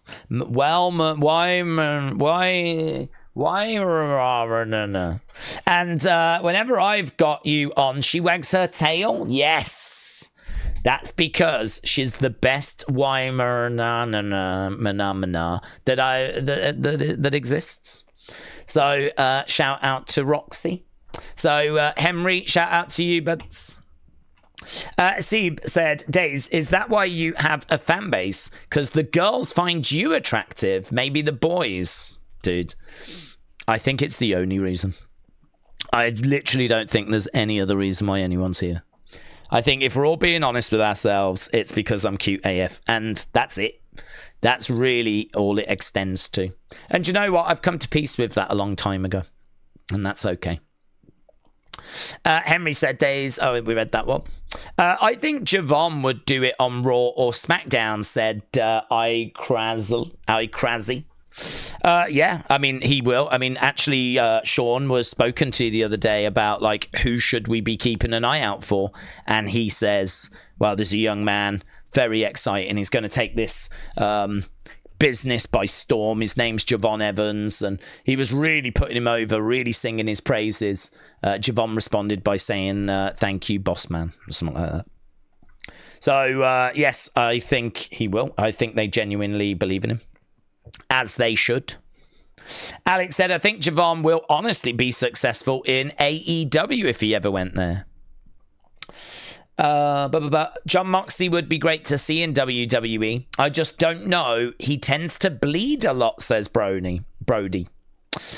He does tend to bleed a lot. I think he enjoys bleeding a lot, actually. I think that he is someone that actually enjoys pushing things that far. I think he is someone that, I don't know, like, he wants to be able to... Oh, it's not cringe to say that wrestling is an art form. I don't believe that's cringe, because I actually think it's a great form of theatre. It's live performance. I mean, it is an art form. Like, there is skill that is required. You know, I suppose in a way when people say boxing is an art form, you know, like, it can sound really pretentious, but, you know, there are masters of this craft, and it is a craft that you have to learn, and it isn't just doing moves. Like, it's telling a story, and it's making that emotional connection. And I sort of feel like if you look at it that way, and you look at, like, Moxley as being a performer, an artist, if you will, I think, you know, he has got a type of performance that he enjoys. I think he enjoys, there's something therapeutic for him about pushing things as far as he can. I think that he enjoys exploring the boundaries of what is acceptable, what is allowable, what is shock. I think he wants to shock. And actually, like, I think there is a real place for people in wrestling that want to do that, because I think we should explore the boundaries.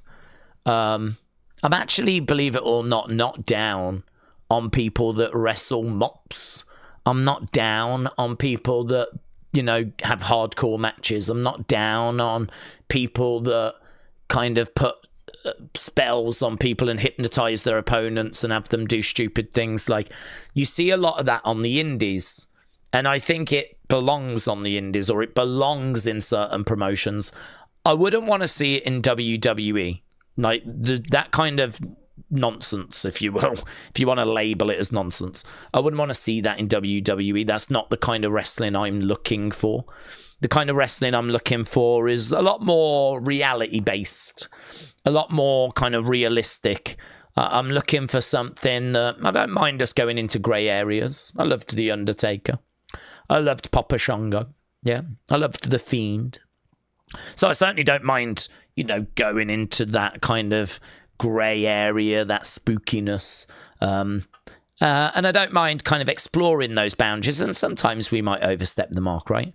But I think with wrestling, it's right that people do look to explore those boundaries. I really don't. I mean, like, for those people that enjoy wrestling being realistic, two people fighting, and that's it, right?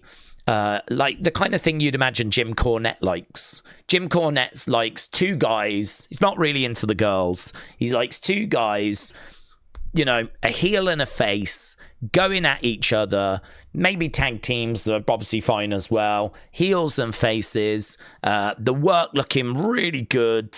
You know, you really can't tell if it's real or not. No nonsense in there. That's what Jim Cornette likes, right? And I get that. I understand that. I'm actually very close to that. But I think I've got a more willingness to, well, certainly the women, definitely. I love women's wrestling. But also, I've got a bit more willingness to kind of experiment a bit more, right?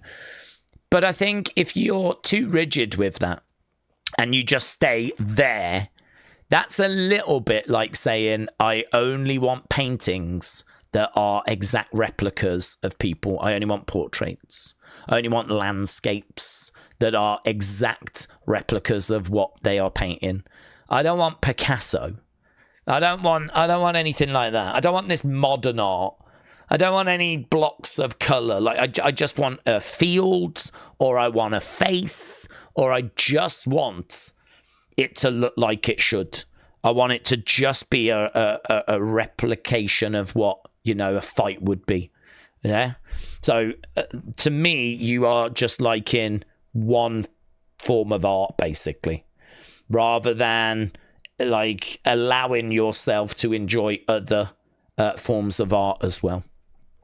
But what I would say is I'm not always in the mood for these different things. So, for example, if I go to an art gallery, I might not want to see a Picasso next to a beautiful replication of like someone's portrait next to some, like I might not want that variety.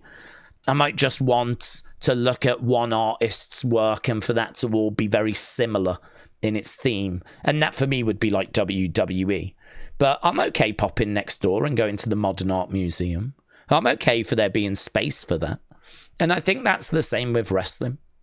For me, like, I think there is space in wrestling for us to push those boundaries, just like there is in art. And I think that Moxley enjoys a certain type of wrestling where he pushes boundaries and he bleeds and he enjoys that. And that's who he is. And I think he is Moxley. And I think he finds Ambrose frustrating. And this is why I don't know that he comes back to WWE. I think he might come back to go in the Hall of Fame with the Shields. And I think, who knows, financially, he might go, right, I've sort of feel like I've done everything I want to do. Let's have one last run where we make a bit of money and maybe do a Shield reunion or something. And, you know, we can wrap this thing up. But it might not be because his heart wants that. It might be that his wallet is quite interested, you know. And I sort of get the feeling that that's Moxley. That's Moxley. That's the best way I could describe what I perceive Moxley to be. He's an artist that likes a certain type of art, which is not the WWE style, or certainly not the WWE style consistently, you know. I don't think they go far enough. I think you're right. They're too PG.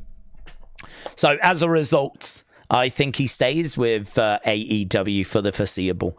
But he could return one day for the money. Adam said, what do we think? Headlines, Mania 41. We've done it. We've done it. I think it'll be John Cena versus Cody Rhodes. And I think it'll be Seth Rollins versus CM Punk versus Roman Reigns. Adam, you're welcome. Benny said, Daze, wasn't AEW the place that drew Triple T away from wrestling and into musicals? Oh no, goddamn musicals. Goddamn musicals. I know. Hey, do you know what though? I do actually really like the shorts that he's creating.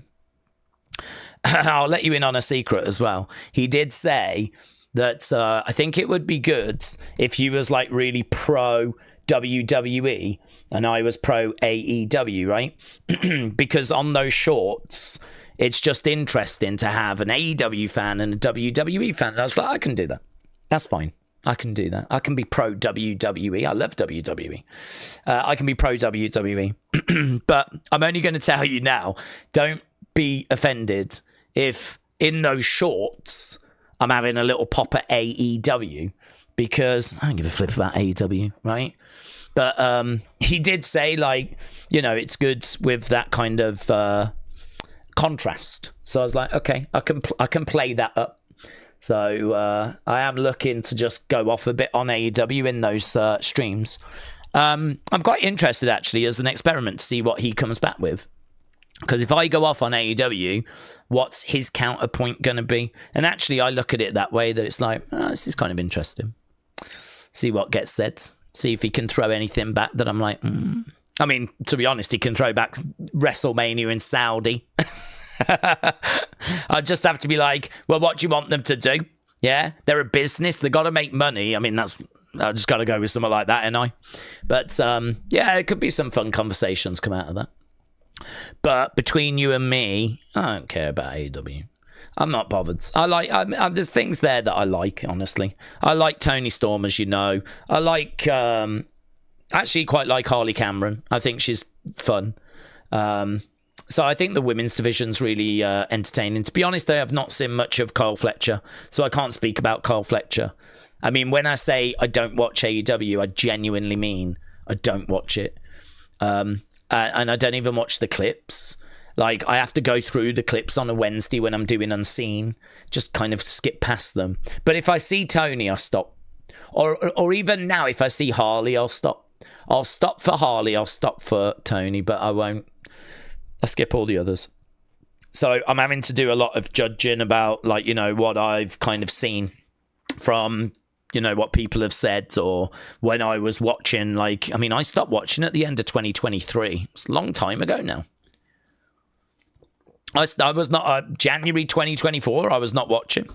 So, I mean, it's quite a bit of time now since I stopped. So, I don't wish them any ill will. I don't wish them any ill will. It doesn't bother me if they stick around and do shows. I think it's helped having them around, honestly. I think it's meant that WWE has had to up their game. And I think having them around is going to be better for WWE fans than not having them around. I mean, look at WCW. I mean, that brought out the best in WWE, and you can make an argument it sort of wobbled a bit after when WCW, I mean, we got, like, you know, a little bit out of it. There was, you know, and we did transition into ruthless aggression, but quite quickly people were missing that rivalry. And actually, you know, we saw ratings going down, and, you know, TV, obviously ratings have just done that, haven't they? The boom period was very much late 90s and the Monday Night Wars and all of that. David said, I don't know if you saw my retweet, but WWE and ESPN are hyping up WrestlePalooza with wrestlers on ESPN shows. They're available on ESPN YouTube page. Yeah, I've got it in Unseen. So this was mentioned before about... Thank you, David. This was mentioned before about how there are a couple of shows as we head towards WrestlePalooza. And these shows are... Well, they were unknown, honestly. My understanding was they were just going to be, like, bringing people up to speed, just tape shows. What's been announced today, though, is that it's going to be a panel, and they're going to have wrestlers come on and just speak. So, could be interesting. I've got no plans to stream them. I mean, it's the first time they will have done anything like this. There's 2 shows, and they are... I don't know, going to be a lot of video packages, I'd imagine, with panelists from ESPN talking to WWE superstars. It's one of those where I reckon you'll get a few quotes out of it. I think what I would compare it to is maybe, you know, Pat, when he's at WWE Worlds and they have, like, wrestlers go on. Like Heyman went on, and I think they had Triple H on, and I think Seth went on, and, like, you know, that kind of a deal. I think it's going to be something like that. I think it's going to be something like that where there's panelists, wrestlers go on, they kind of show some video packages as we hype up the matches. They cut some, you know, quick little interview. Whether anything interesting is said, I've got no idea. It'll be interesting, actually. It'll be interesting to see what goes down, if it's worth watching. I think it's more for people that have not been watching. I think it's more for those fans that just need to be brought up to speed. I think it's more for them. So I don't think it's anything that we need to worry about, like the hardcore fans. But I don't know, if you're around and it's on, might be worth a watch. Equally, if you miss it, I don't think it's going to be a problem. Don't think it'll be the end of the world. I'm sure there'll be a couple of quotes that end up in Unseen. But yeah, that's what they're kind of doing to promote WrestlePalooza. Poetic Soul said, Daze, can you say hi to my mum, Casey? She loves you. Poetic, shout out to you, buds. Yeah, and Casey, shout out to you. Most mums do, to be honest. So you're certainly not alone. I don't want you to feel embarrassed or anything like that. In fact, you know, if you want to drop me a number, it's fine. If you want to swing by, drop a number. You know, Casey, shout out to you. You know, just saying. Yeah. Yeah, one of them. All right, Dirty Dom. I saw Dirty Dom do this the other day. There we go. Ladies love that. So, Poetic Soul, shout out to you. Casey, shout out to you. David, shout out to you. With what's this? They're gonna do ESPN shows. Seth was on 2, Heyman was on First Take, Usos were on Sports Center. Well, they're doing 2 WrestlePalooza specials, I know that. Whether they've got people going on other ESPN shows, well, I believe they do from what you're telling me. So, you know, keep an eye out. I don't have ESPN, so I just get to see these little clips doing the rounds on social media. Brian said it sounds like a taster for viewers of ESPN, an intro. Yeah, I think it is. I think it's something like that. That's how I've read it. Adam said, I meant Mania 42 on my super chat. Oh, that makes more sense. I mean, look, Seth Sammy, I think, has kind of got people talking because Sammy is someone that looks like he could win the Rumble. I don't know that Punk's going to get that belt off Seth. I think he will get it eventually, but it makes more sense to do Sammy Seth than it would Sammy Punk. So maybe Punk gets it and Seth wins it back, but that's a lot of to-in and fro-in. I don't think Sammy would get a long run, but Sammy is one of the favourites for the Rumble, and he keeps talking about trying to win that world title. So that is kind of being rumoured. I don't know what you do with Cody. I think Cody goes in as champion. You've got Punk around. You've got to find a place for Roman. You've got to find a place for Punk. You've got to find a place for Cody. And then you've got the Sammy and Seth situation. So I think we could end up with maybe Gunther. I mean, Gunther's a big deal. Certainly if he's going to be retiring John. I mean, you could use the start of next year to really build up Gunther. Some people are thinking we get The Rock, but to be honest with you, I don't know that you do that if you're going to use him at Saudi. I mean, you could. Of course you could. But I don't know, like, you could save him.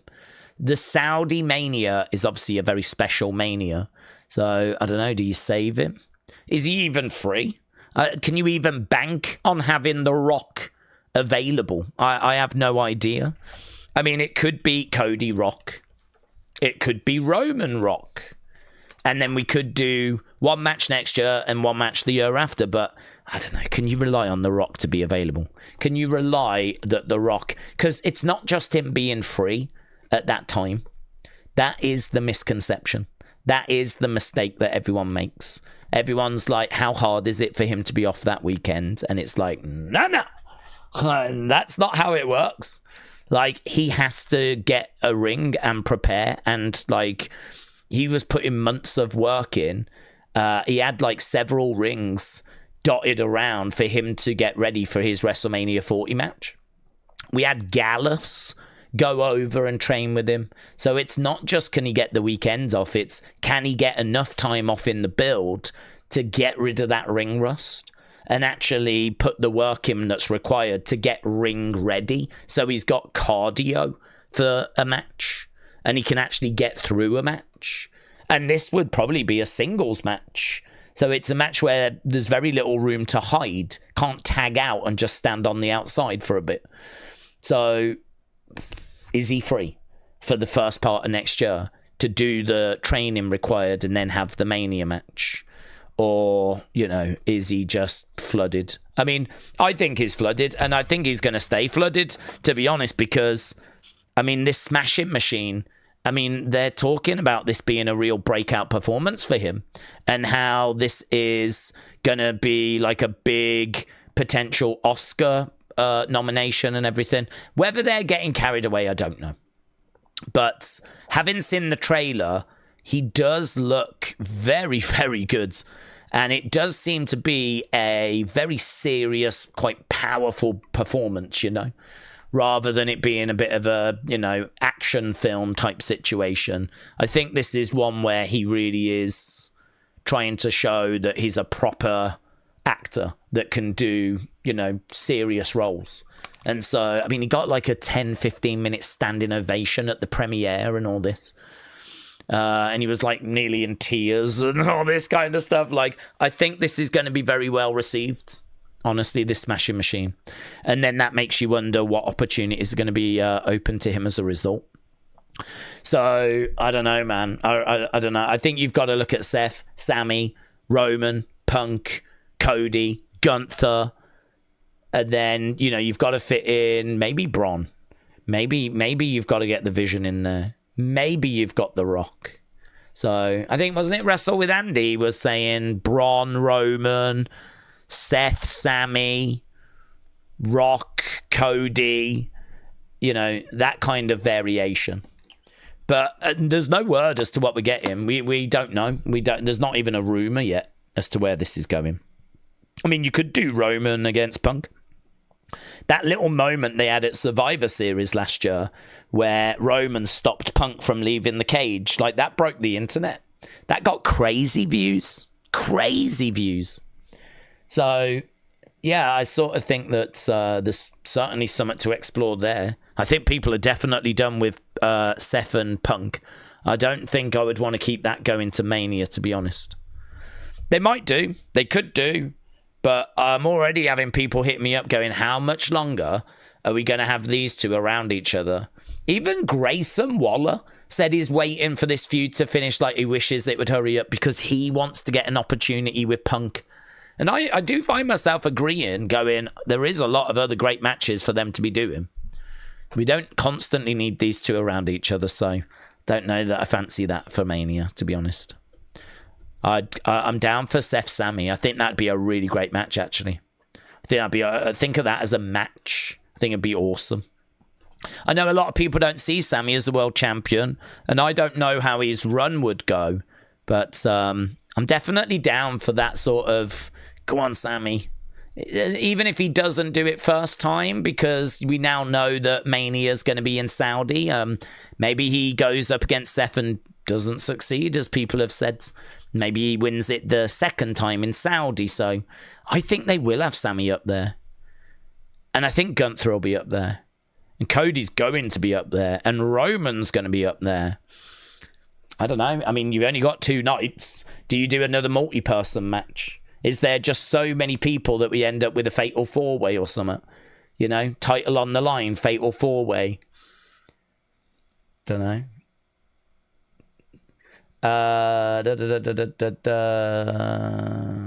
Daze cross-tweeted about Homecoming, not with the company and still showing love and support for his former colleagues. Love to see it, says James.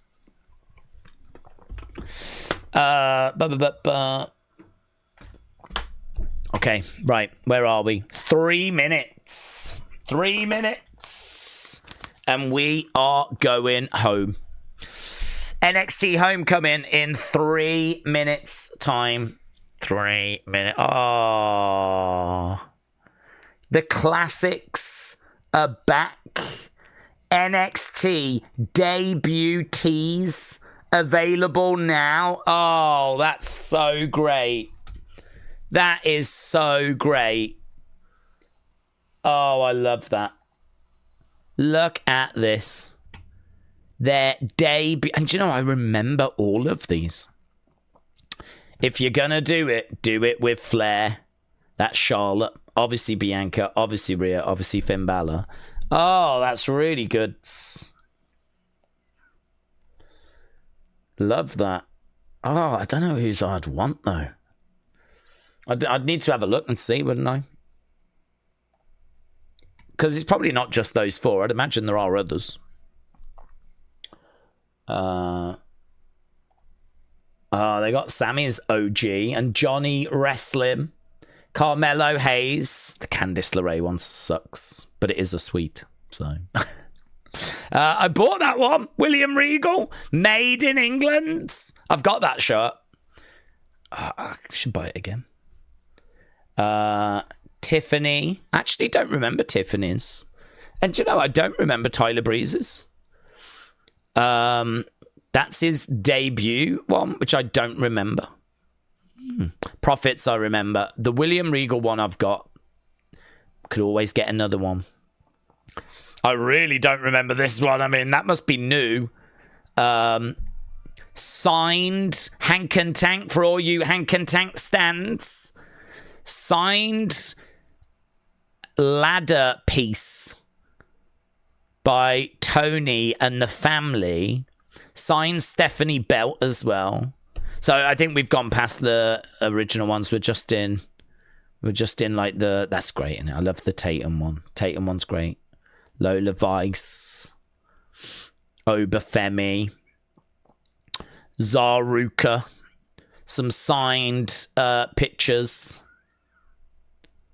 Ricky Saints. Some of these aren't so good. I don't mind the yellow Ricky Saints. Jasmine Nix. Cora Jade.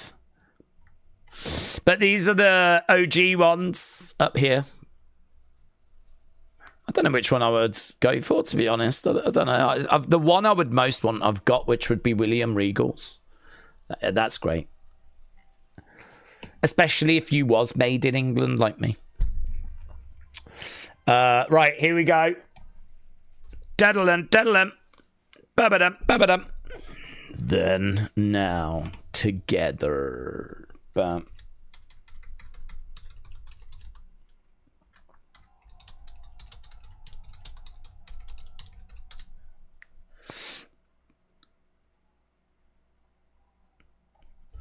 Okay. I don't remember that big thing there. They must have added that. George said, just a VPN, FESPN. Also 2 years. George Vlogs. Shout out to you, my friends.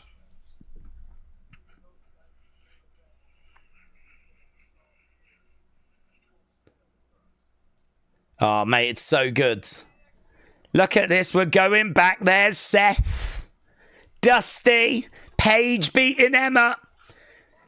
Roman Reigns. He was more in FCW, though, wasn't he? But there's Seth winning the championship. Bray Wyatt. Mate, this was amazing.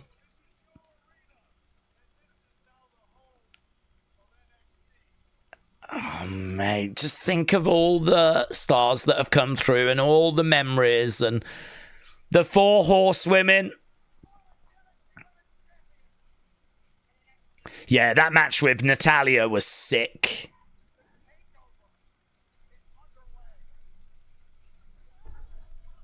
This is a great video package. Dun, dun, dun, dun. Bo Leave, there's Sean. Sammy. Winning the championship and then getting murked by Kevin.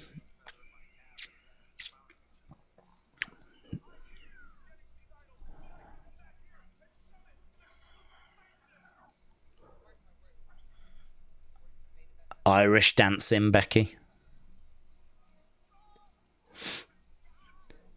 Pete Dunne, Nia Jax, Kyrie, American Alpha, Shane. Oh, they did show Izzy, actually. I did see someone saying, oh, I hope Izzy's in the front row.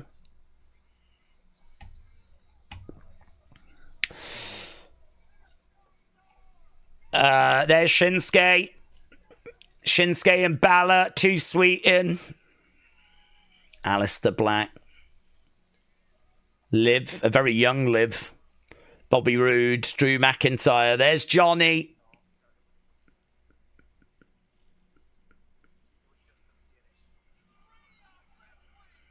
Oh, mate, it's so good. What a brilliant open this is.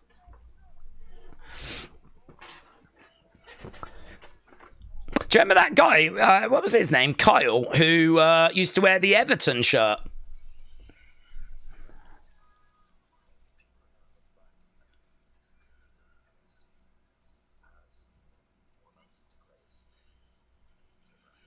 Finn Balor said people are going to look back on this period of NXT as one of the greatest periods in wrestling history. I'd flip in black and gold, mate, honestly.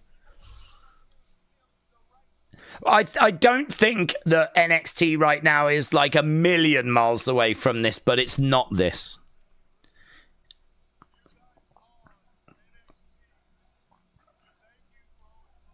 I can't quite put into words what it was like tuning into this every Wednesday.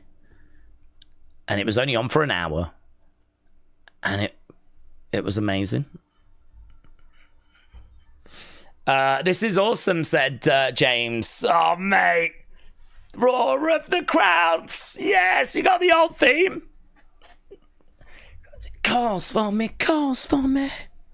Oh, God. Oh. Here we go. We're going home, and there is Full Sail. Do you know, they've not decked it out in the black and golds. They've kept it to the current. Look at that. Look at the chants. Yeah, they've kept it to the current colour scheme. Triple H! Triple H is kicking off the show!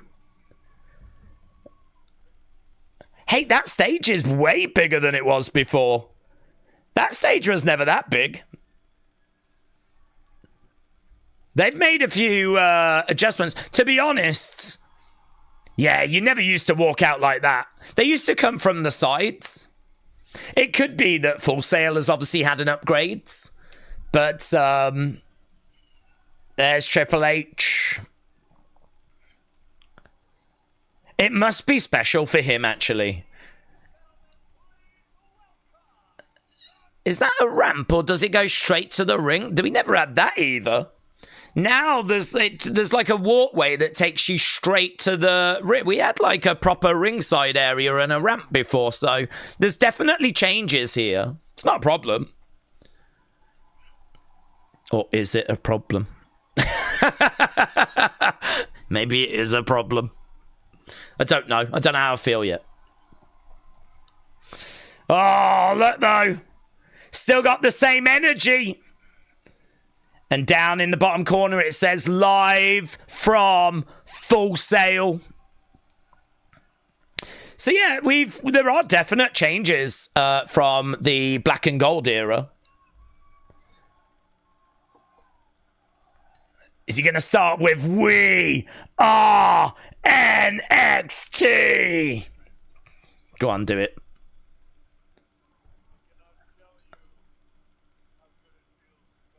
Oh.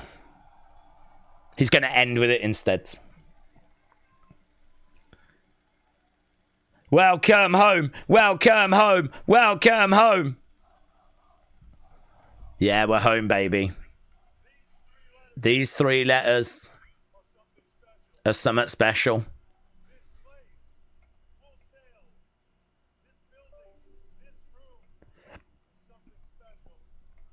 Yes.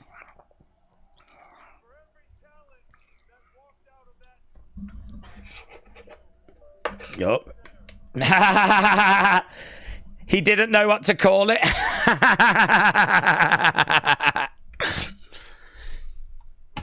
For everyone that walked through that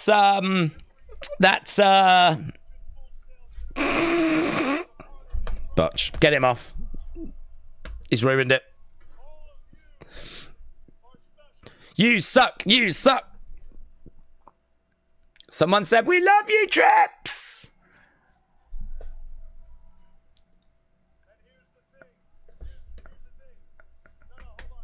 Hold on. I want to make a point. Let him speak. What's really special? Yeah. It's all of you. Guys, shut up. I'm making a point. Shut up. Can you shut up? What's really special is all of you.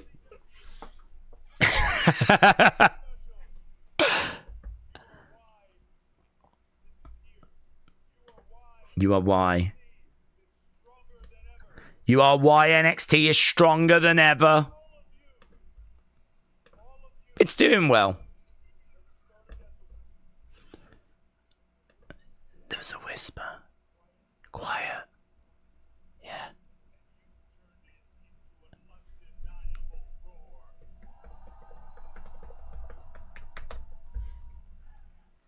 NXT. NXT. NXT.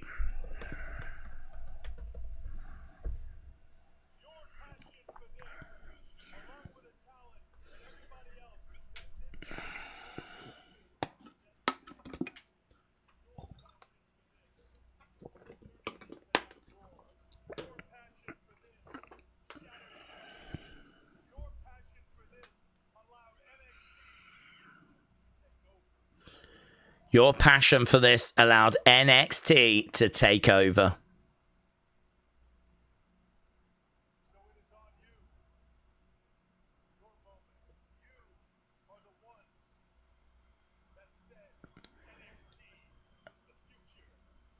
You know you sold out, Chance says Brian. You are the ones. Yeah. You stood on your feet and shouted, "We are NXT!" There we go. Are you going to wrestle? What are you going to do? Is that all you got, old man?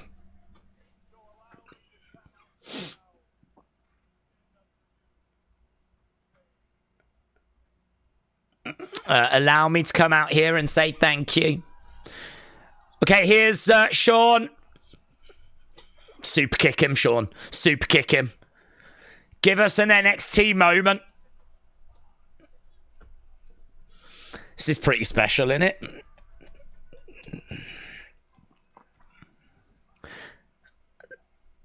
I wonder why they've got the stage going straight to the ring when it never had that, and I don't even think it needs it.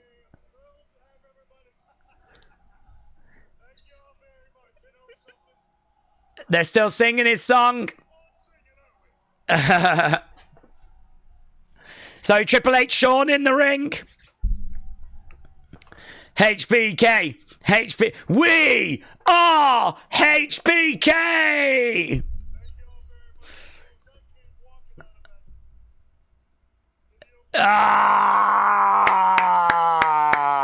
As I came walking out of that, it's a video board, yeah? So good. A master of his craft.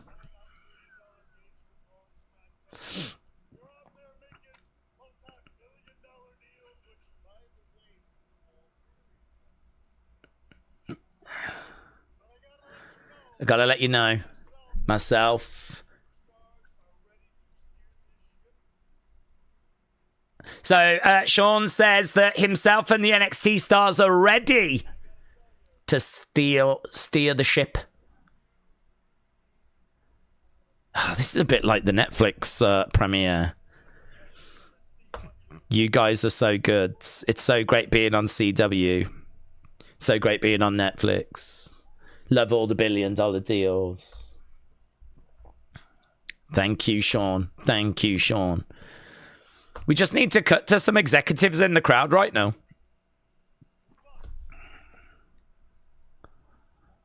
Oh. What's this? What if? What if I said I wanted to come back, says Triple H? What do you mean?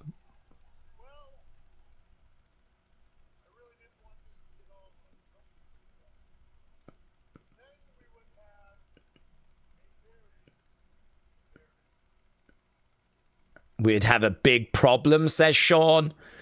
Sean, tell him to suck it. Oh, well, we haven't got a problem anymore. Look at this. The boys were squabbling. So here comes Daddy. William Regal. Look at Regal. Look at the look on his face. Regal, Regal, Regal, Regal.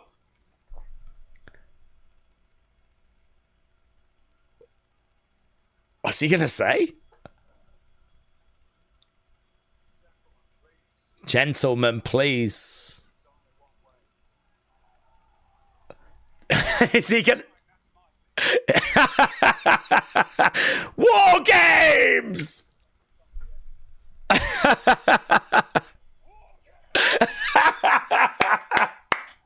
That's it. War Games! It's the only way to settle it. Oh, mate, let's go. Charlotte Flair is coming out. Oh, my God. How does she fit into this? Oh, well, we're just going to go straight into the first match, aren't we? Charlotte is not here for a chit-chat. She's come out in her robe with that tag team championship around her waist. And here comes Alexa. So match number 1 for the women's tag team championships. It's going to be Charlotte and Alexa against Izzi and Tatum. And Lily is here as well. Oh.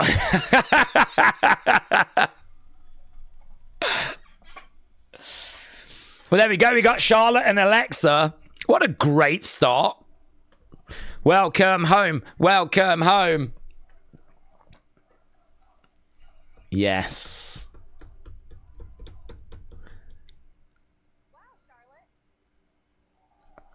Woo! I think they argue more than we do, says Alexa.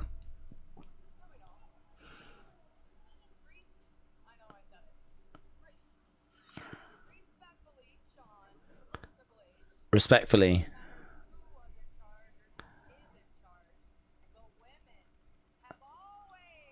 The women have always run NXT. Look at the smile on Sean's face. Even Williams like, yeah, that's true, actually. That does check out. Women's wrestling chant. And do you know what? Charlotte lets that breathe. Women's wrestling. The 4 horsewomen get a mention. Paige gets a mention. Asuka gets a mention. Carmelo gets a mention. Alexa got a mention, but it was a bit subdued. Charlotte gets a mention. Ember? Yeah. Tag team title match.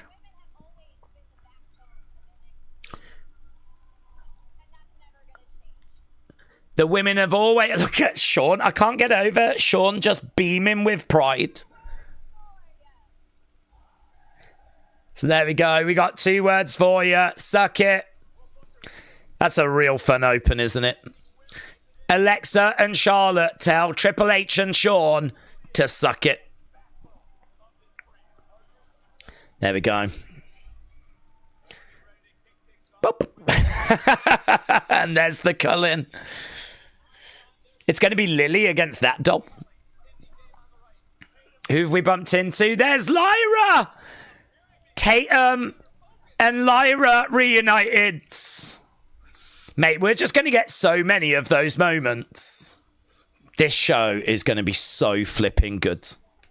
This show is going to be so flipping good. Harry said, I am loving this already. How can you not be? How can you not be?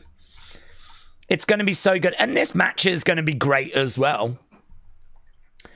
Yeah, great. Just fun.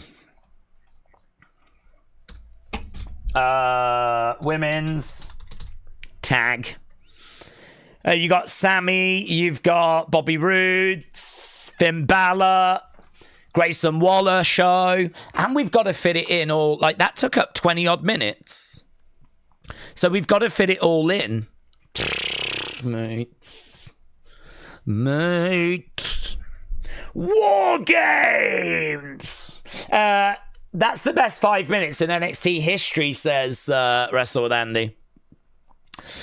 So what was the War Games comment? They didn't explain. Oh, he's kind of famous for that. So it became a bit of a meme, him saying, like, there's only one way to solve this war game. I think that's how they announced the first kind of War Games, because NXT was doing War Games before Survivor Series was doing War Games.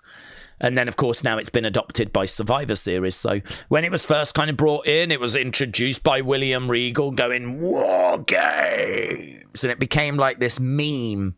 So when he came out and went, gentlemen, there's only one way to sort this, you could hear people in the crowd going, War Games! Like, and so then, of course, he goes, War Games. But then, of course, we bring out Charlotte, we bring out Alexa. They're kind of saying, guys, I don't know what you're arguing about. It's the women that have been the real stars of NXT. And I think Triple H and Shawn are like, that is true, actually. And they agree on that. And so harmony was restored. So it's not much of a story. I don't think we're meant to take it too seriously. But just a fun open, a way of getting William Regal, Shawn, Triple H leading into Alexa and Charlotte defending their belts. That's kind of how they've figured it out. Lovely. Magic said, I heard Big E's going to show up. That'd be fun if he did. Alex said, I miss Regal as NXT GM. He was fantastic. He truly was fantastic. Dun, dun, dun, dun, dun. Regal needs to be a general manager again, says Joe. He works a lot behind the scenes now, doesn't he? Like, he's on the main roster with Triple H. I mean, William Regal was a big part of NXT, not just general manager. He did a lot behind the scenes. And, you know, he obviously ended up, when 2.0 came in, getting sort of let go, really. And I think that was something that kind of really hurt Triple H. So when the opportunity came along to bring him back, when Vince went and Triple H took over, he did it. That's why William ends up leaving AEW, coming back to WWE, and now you see him kind of working more behind the scenes and working with Triple H. And I actually don't know what his job title is. I know he used to be part of recruitment. He used to be like one of the main head recruiters of like global expansion and all that. I don't know what his job title is now, since he came back.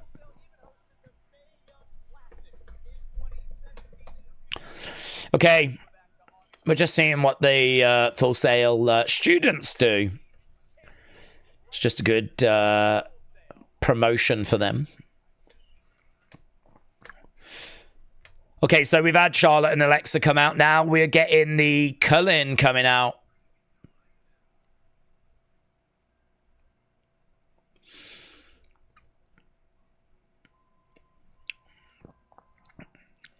There's Tatum, Izzi, Shawn, Nico. It's a good entrance, actually. Intense.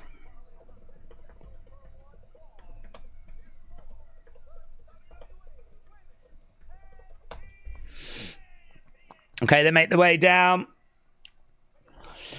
I got my sound fixed, but now you're ahead of me, said Draker. I'm ahead of you. I shouldn't be, considering the delay there is on YouTube. I would say pause the stream a little bit and then try and get it in sync. Okay, we got Tatum, we got Izzi. Tatum's obviously very excited at this opportunity.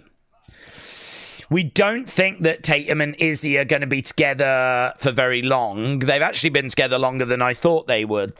It seems like Izzi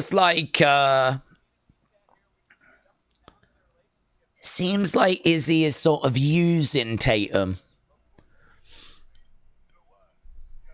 But yeah, this hasn't quite shown itself yet. Big opportunity though for these two. Tatum looking over. Tatum has got her doll. Alexa's got her doll. We're actually going to start with these two still clutching hold of their dolls.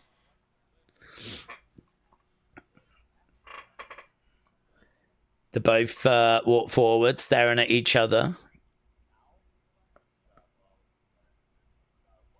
Booker says this is diabolical. They back away. He loves that. Booker loves that. Do you know what Booker loves? He flipping loves that. That's what Booker loves, that. Right, well, the dolls get out the ring, and we are now underway. Little lag. Right now, we got Alexa coming over. Working on the arm. Cartwheel. Ooh, lovely work there by Tatum. Alexa, round the houses. As she goes over and back in the corner.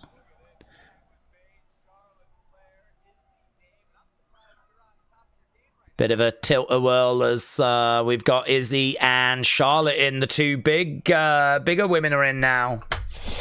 Jim said, I would be shocked if NXT Women's Tag Team wins the WWE Women's Tag Team. Charlotte chants. Charlotte chants. Izzi slaps the hand away. I tell you what, Izzi and Charlotte is a match I've never thought of. But actually, I'm really down for seeing it. I'm seeing it. Alexa Tatum. I mean, the great thing about this match is you get to see Alexa Tatum for a little bit, which is interesting. And you also get to see, Charlotte and Izzi. Chop coming in there by Charlotte. Izzi stumbles back. Ooh. Getting scooped up. Chop block there by Charlotte to Izzi. In comes Tatum. She goes down. Against the ropes. Bang. That used to be known as Bow to the Queen, but I think it's natural selection now, isn't it? When it was in NXT, it was Bow to the Queen. As we go to commercial break. Commercial break. Commercial break. Right. I was hyped when Triple H said what would happen if he came back. Then I realised it was just a joke. He was just joshing. He was joshing with you. Right, we have gone to commercial break, but obviously we get to just stay with the action a little bit. Right now we've got... Against the ropes goes Charlotte. Shoulder barge. Down goes Izzi. Suck it, says Charlotte. Charlotte goes over and Charlotte walks over Izzi. Bang. Kick coming in. Izzi over against the ropes. Back elbow there by Izzi. Charlotte goes down. It's great, isn't it? Shame that the ring isn't, the canvas isn't black. Used to be black in when it was black and golds. Now they've just got that kind of, it's the same colour as the main roster. It'd be nice if that had changed, but I am surprised they haven't got like the old school black and gold logo in the ring and whatever, but I can understand them wanting to keep the current sort of logo as well, you know.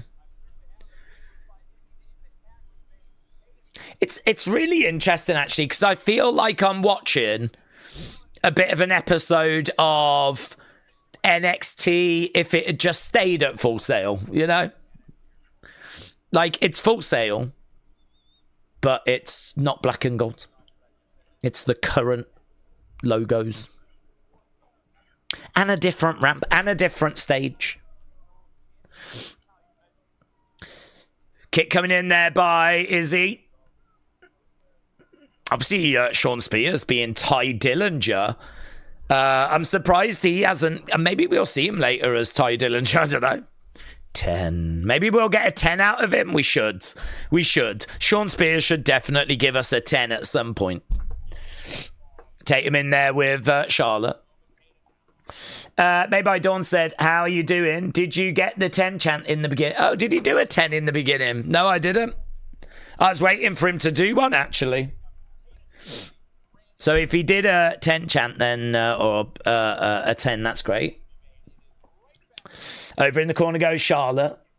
Benny said, I know where this is going. It's going to be HBK Triple H at Saudi WrestleMania. Let's go. That's exactly where it should be going. Short arm clothesline there by Izzi. And shoulder up. Right now we got Izzi. Let's go Charlotte is the chant. Let's go Charlotte.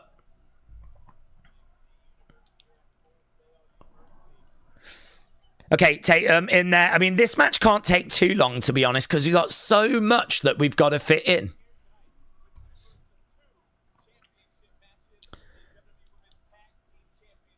Right now we got Alexa on the outsides. We're going back from commercial break. Back from commercial, said Sean. The fans were chanting 10. Oh, well, hopefully Sean can do it as well. Tag being mates. In comes Izzi. Charlotte against the ropes. Charging over. She goes down on that ramp. Super kick coming in there by Charlotte. Chop coming in. Lots of woos. People are saying Regal said the thing.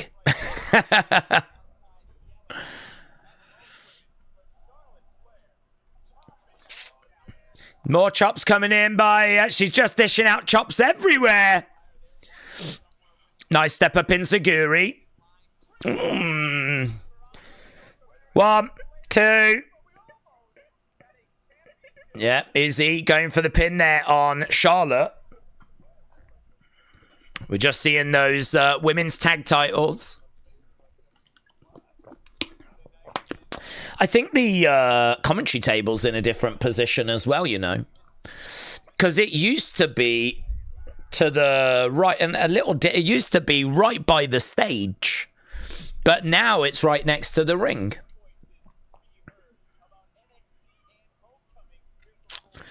Right now we got Izzi in there with Charlotte. Charlotte trying to get back up to her feet. Slap coming in there by Izzi. Slap coming back there by Charlotte. Charlotte against the ropes. Ah, big boot. Izzi down. Charlotte down. Why did they leave Full Sail? I know 2020, it was the pandemic. They couldn't. They had to go to the Performance Center. It's where they were doing Raw, SmackDown, and everything. Big drop kick. Oh, slap coming in there by Alexa. Another big knee coming in, and a drop kick there by Alexa. Going over. Oh, lovely work. Alexa coming in like a dynamo. Kick out. Tatum getting a shoulder up. Duran said this place looks smaller than it used to be. Don't know, to be honest. I tell you, I think there are. I don't know if there's some screens missing. I think there are. Pretty sure that when we were here full time, we had some more screens up kind of around the backgrounds, which I think probably made it feel a bit bigger. Maybe there was another row or two, but I don't think it was anything too drastically different. Maybe another row or two. And actually, I don't even know if it goes behind the commentary. Twisted Bliss. Tatum gets the knees up. 1, 2. I think there's a lot of people missing from behind the commentary table. I think you are correct with that. I think the hard cam side feels about right, but I think there's a lot of people missing on that left-hand side.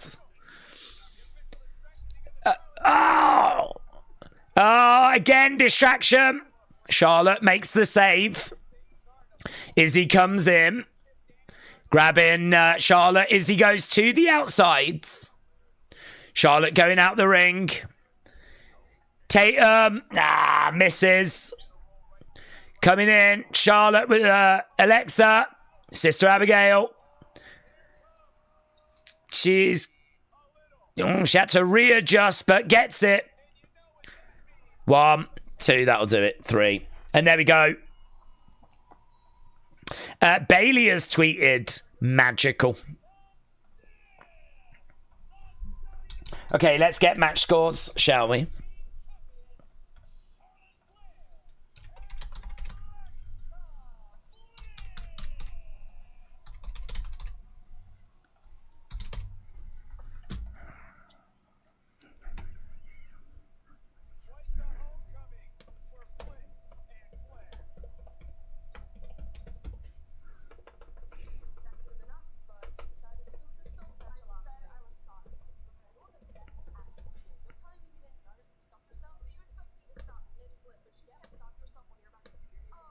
Ooh, bit of arguing going on.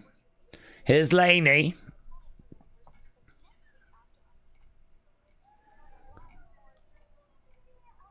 Candice.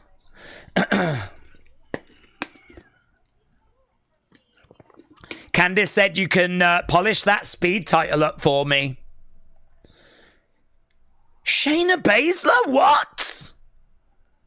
Shayna Baszler?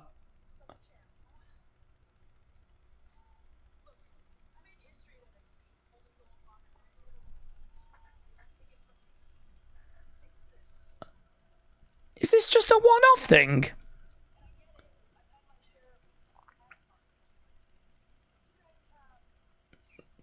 Mate, if she had a run in NXT, we could still do something with Shayna.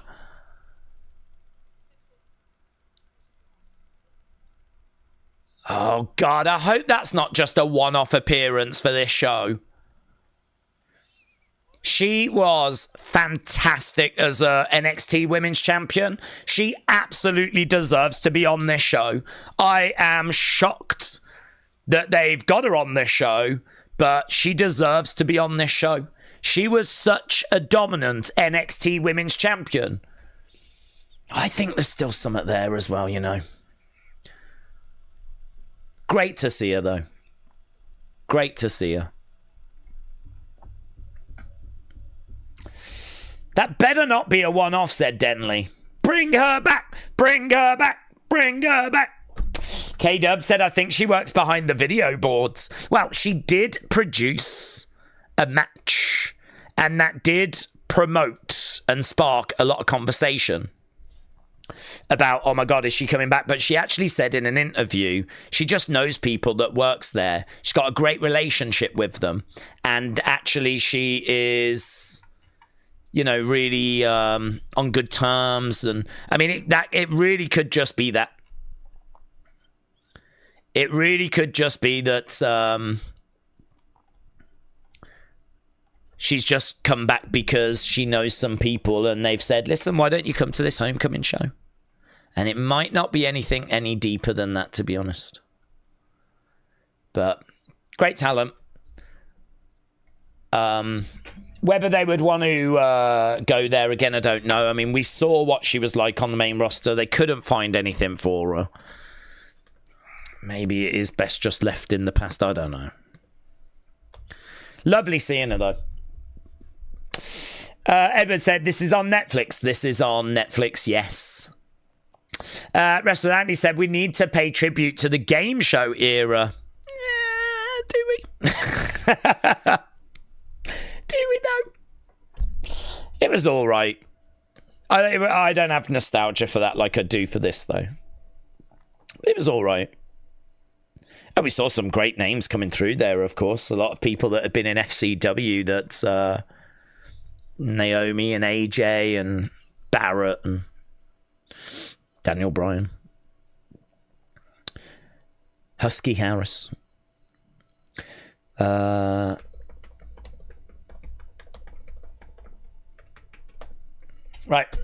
Daze, this is on YouTube. This is on YouTube. Brian said Pete Dunne is now a trainer. He is a producer. He produces for AAA. But, yeah, I don't really understand that because he's still so young. She could have a United States Championship run, said Denley. They could pay tribute to FCW. I really want Leaky, the gifted one, to come back. That was Roman, wasn't it? To be honest, I didn't watch FCW. I'm not aware that we could watch it over here. And obviously, when the network started, it was NXT. So, yeah, I'd love to dig into all those FCW episodes. I don't even think they put loads on the network. So, but they must have them all. So, yeah, I'd love to dig into those. Actually, they uploaded Naomi AJ Lee on the Vault from FCW just the other day. So you can actually watch some of their matches from their FCW feud. FCW was NXT before NXT. It was a promotion based in Tampa, Florida.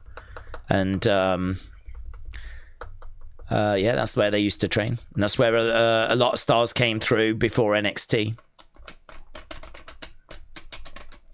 Right, we are back. We are 40 minutes in. 40 minutes in.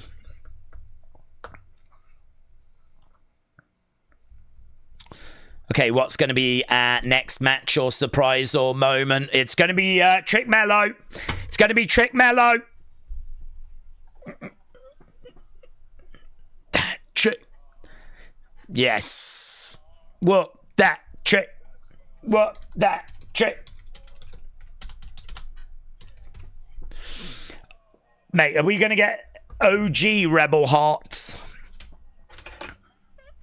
What a great show. What a really, really enjoyable show this has been.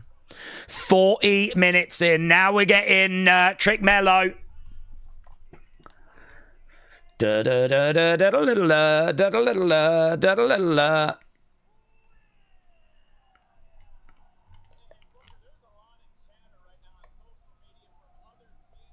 What that trick? What that trick? Bum. Cut that music.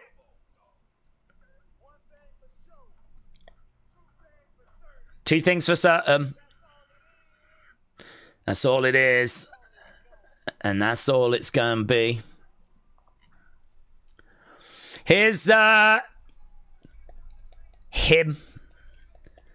And he's already got DIY on the shirts. So Carmelo, of course, used to have all the people that he beat on shirts. Used to have their shirts kind of up as like being retired. I beat them. They're done. It's kind of a fun gimmick, actually. And he comes out with DIY on the shirts. Melo.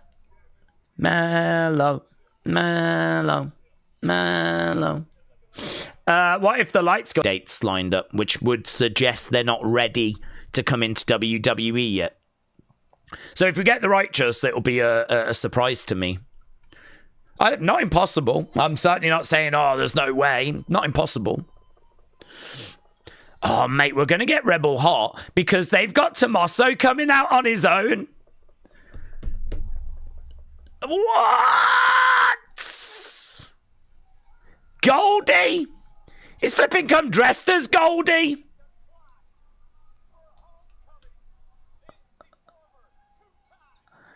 I love this theme for Tommaso as well.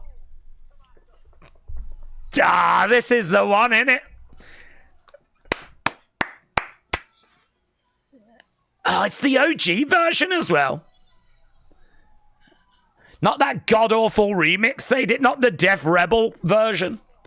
This Rebel Hearts. Yes. Let's get back to this. Triple H, are you watching? The guy that keeps goofing these people up on the main roster is Backstage. What if he takes some lessons? What if he goes back to the meetings and he's like, guys, I realised I lost touch. I lost my way. I went back to NXT. I've seen what we need. DIY, DIY, DIY. Yes.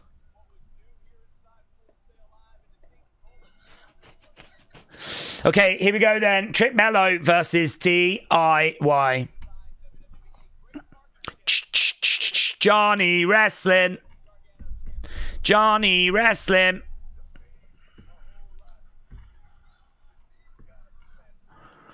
We got Johnny Wrestling chants and Melo chants.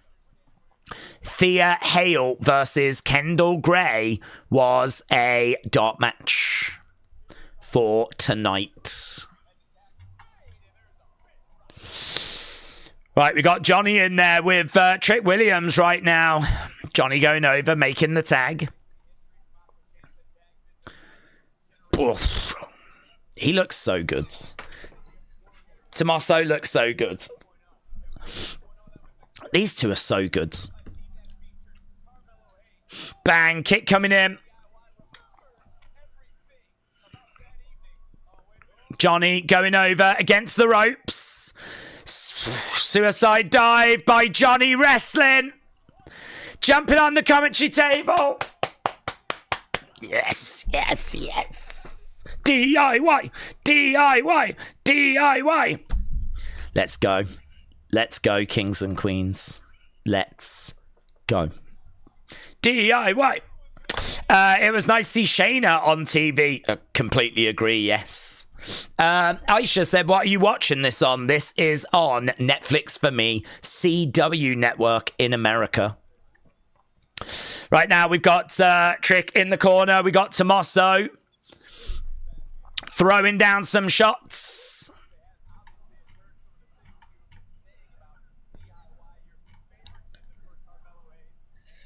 Yeah. I think Tommaso, I mean, it looks like he's shaved his beard again. It looks like he's cut it back down again. I don't really know why he's done that.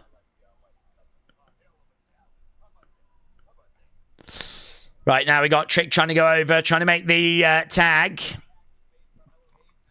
Carmelo is in. Middle rope. Oh, that fade away. Yeah, he did that during the commercial break as well. That springboard leg drop. That fade away. So good. Melo is in with Tommaso. Tommaso goes down. Leg drop there by Melo. Melo looking good here. Melo looking good. Right now, Johnny on the outsides. You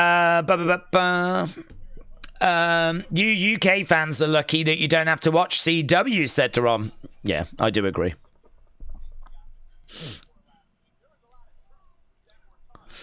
Mustafa Ali said NXT celebrates its past, but it disrespects TNA's future. Many will talk about it, but only a few will do something about it. Consider this a warning, Shawn Michaels. Ooh. That was Mustafa Ali online. Right now we've got Tommaso being thrown in the ring. Whoop that trick. Whoop that trick. Whoop that trick.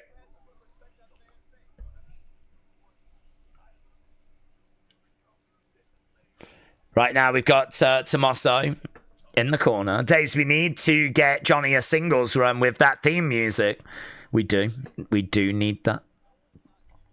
I think we will get that, to be honest. I just think they're using DIY as a way of getting these guys regular TV time. I would not be shocked if at some point Tommaso and Johnny turn on each other, leads to like a great feud. But at the moment, we're just trying to get them kind of established with the casual fans. Gotta remember, there's a lot of people that don't watch NXT. Big clothesline there by Carmelo. Goes for the cover. 2. Kick out. Kick out. Opolis said, do we know that Zilla is feuding with Trick? So there is a chance of an NXT debut. Maybe not tonight, but soon. What, is he feuding with him in TNA, is he? I mean, maybe he comes in as a part of the TNA crossover. He's not signed to TNA, though, is he? Have you ever seen Butch Cassidy and the Sundance Kids? Oh, I have, but many years ago.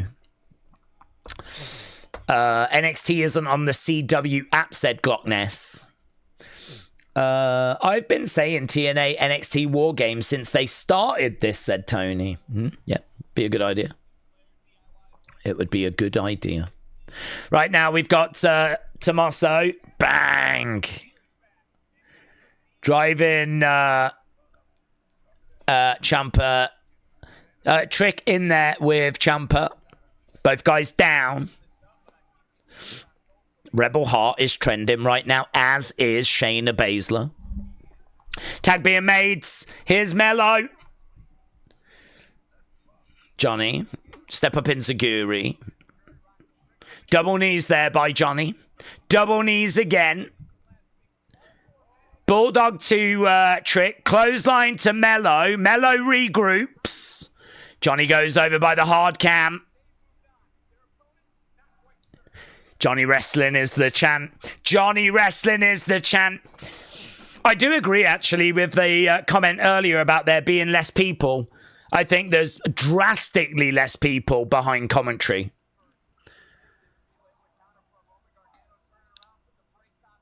Oh, rolling through, coming in. Ah! 1, 2. Oof. I think I heard, though, that there's more people than usual. I think I read somewhere that the PC can hold about 250. I think Full Sail can hold about 400. But don't quote me on that, because I didn't get that from, like, a great source. Right now we had Johnny and Tommaso almost getting in each other's way. Kicks coming in there by Trick. Again. Trick kind of kipping up. Big shot coming in there by Trick. Tommaso goes down. Back slap tag being made there by Melo. Melo coming in. Melo in the corner. Charging over around the house. It bang! Down goes Tommaso.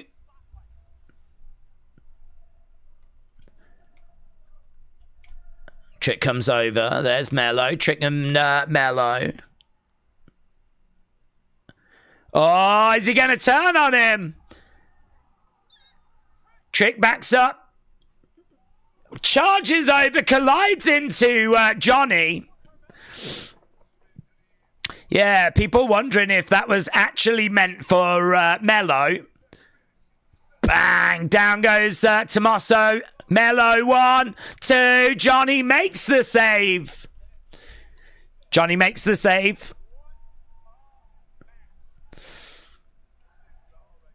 We got NXT chants breaking out. There's some good action here. I don't know if I don't think these matches are like massively blowing me away, to be honest. It might just be that there's just so much going on that it's the matches are not my primary focus, but there's some good action in this match. I think this is better than our opener, to be honest. 1, 2, Tommaso. Melo kicks out.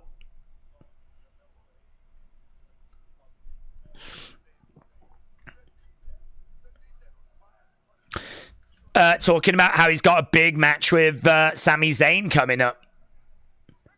Trick grabbing that TNA title.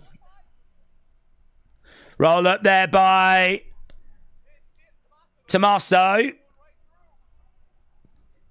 Oh, is that Fairy Tale? Tag being made. Fairy Tale ending. In comes Johnny. Carmelo makes the save, knocks. Well, he didn't really sacrifice himself. But now we've got Melo in there, unloading on DIY. Duck underneath. Shatter Machine. Shatter Machine by DIY. Now we've got Melo. Meet in the middle. That'll probably do it. Oh, Trick makes the save. Trick makes the save. Mate, 55 minutes into this show already. Shots coming in there by Trick. Down goes Trick. Shots coming in there by The Miz. What the flip? The Miz.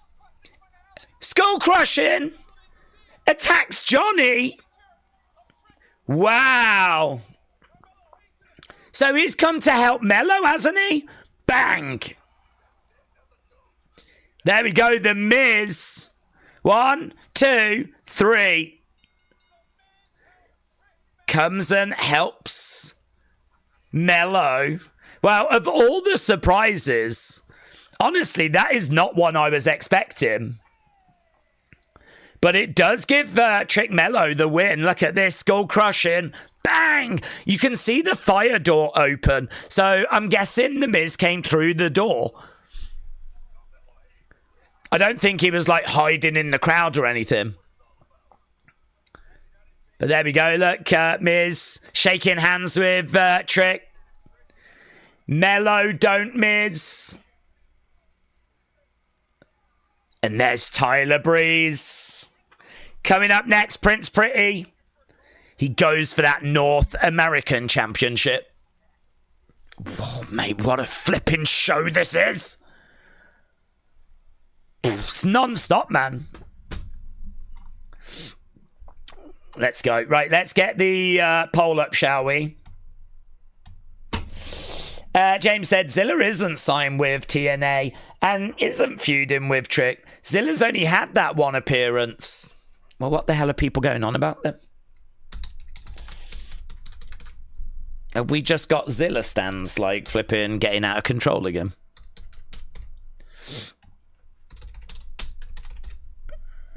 Yeah, I know that he had made that one appearance, but that's actually the one of the only TNA shows I had seen. So, well, I can't remember what that was called. There was some weird name, wasn't there? Like the Fourth Rope or something like that.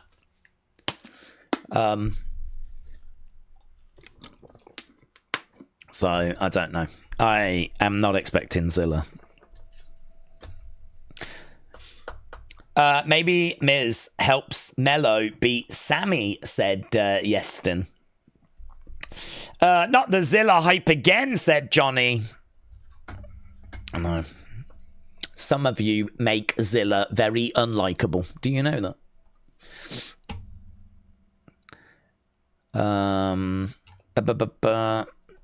So a win for Melo, don't miss. Vote on what you thought about that match. When we come back, we're going to be doing Ethan against Prince Pretty. Obviously not expecting a title change.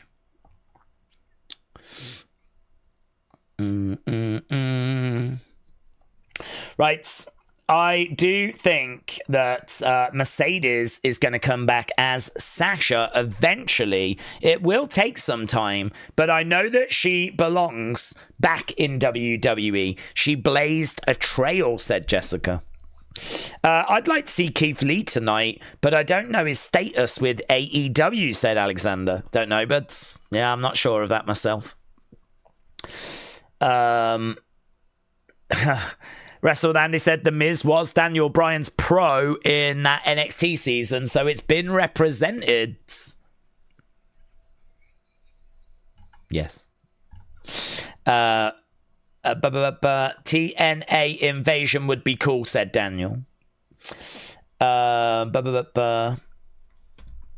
Riley said, do you think we will get TNA and maybe some superstars doing an invasion? I don't think it'll be on this show. I mean, I think we could get something like that eventually, yes. Maybe a little bit closer to Survivor Series. Does anyone know any other apps to watch this on? I don't. I mean, in the UK, Netflix. In America, C-Dub. I mean, it might be on something like Watch Wrestling. Might be on something like Watch Wrestling, but don't know, honestly. Just guesswork. I just watch it on Netflix. Okay, we are going into the second hour. We need TNA NXT War Games, said Rob. Well, I don't know if you will get that, but I could believe that you will get that.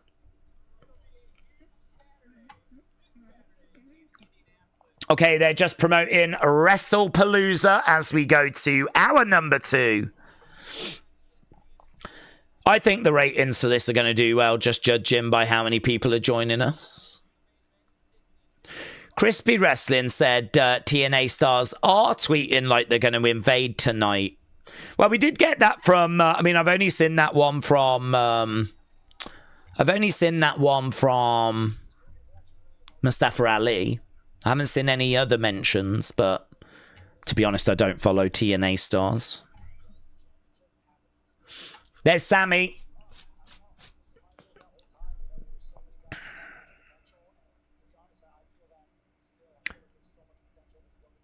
I feel there's so much potential in this building, says Sammy. All right, there's one person that reminds me of myself. Javon Evans. Oh, Briggs.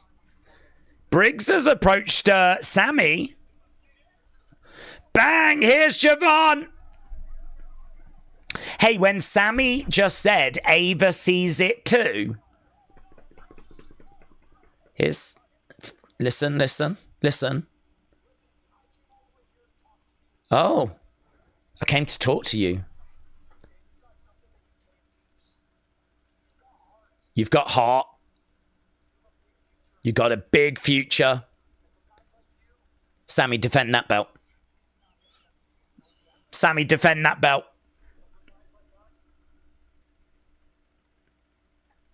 Sky's the limit.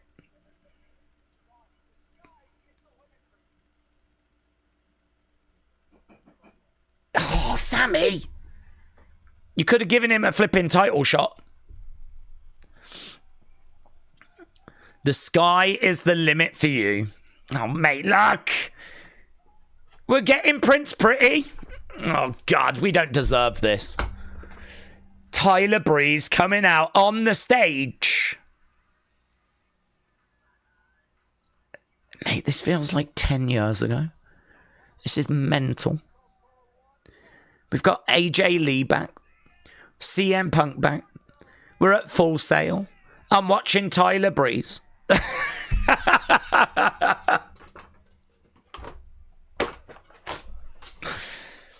you think we'll do a show in like 5 years' time where we go to the Performance Centre and do like a pandemic era show? Do you think we'll do a Thunderdome show?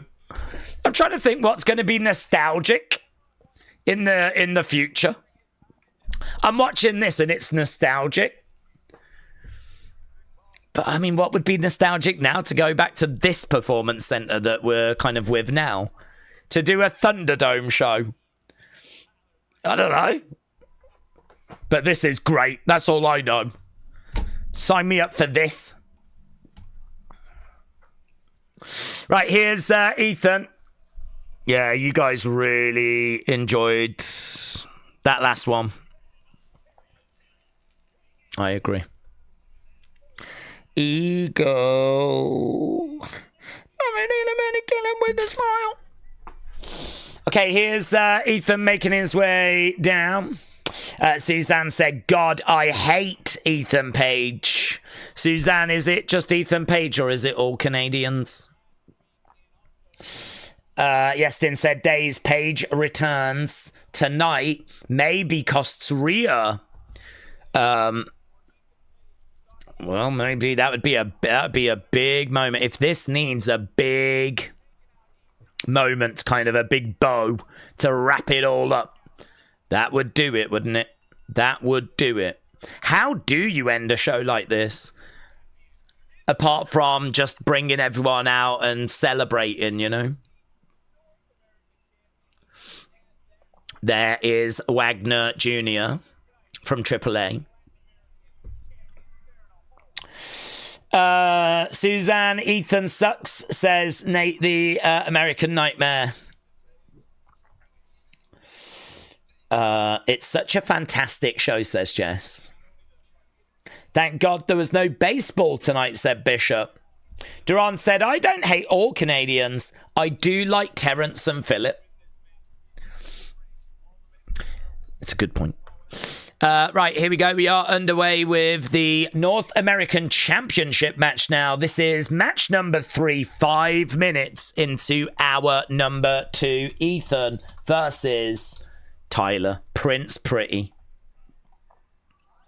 Ethan mocking Prince Pretty.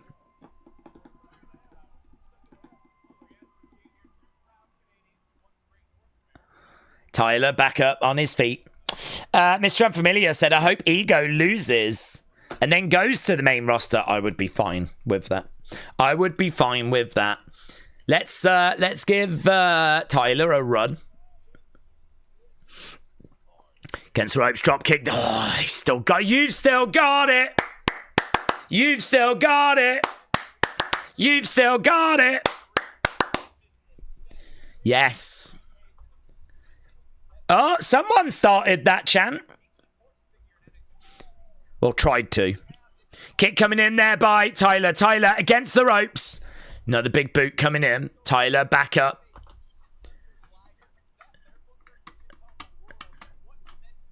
Tyler going over the top, lands. Oh.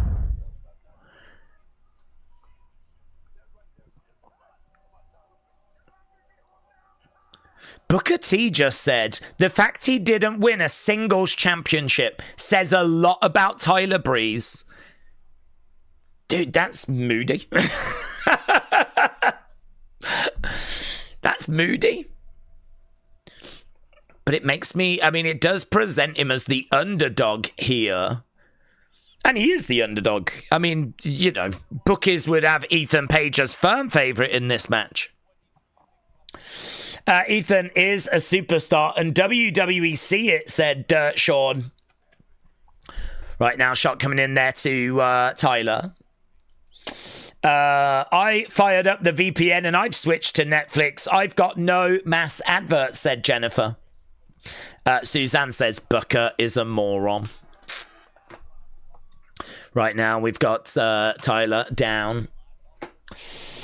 Wagner is going to interfere in this, says Mayor Pete. And Brian said Booker's right. Booker has got no chill, said Brony.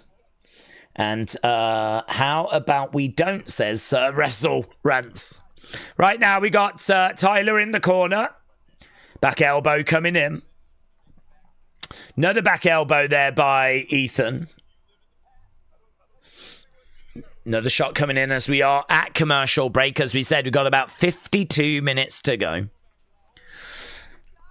Grabbing Tyler in the corner. Raman said it would be impossible. Carmelo filed a restraining order against Big Cass years ago. Enzo maybe, but it would be a recipe for backstage disaster. Enzo would be fun. I don't know that he's got a great relationship, of course. After, like, popping up at Survivor Series and whatever. Against the ropes. Through the ropes goes Ethan. Back in the ring, Tyler. Bang, nails Ethan. And again. Ethan in the corner. Big shot coming in there by Prince Pretty against the ropes.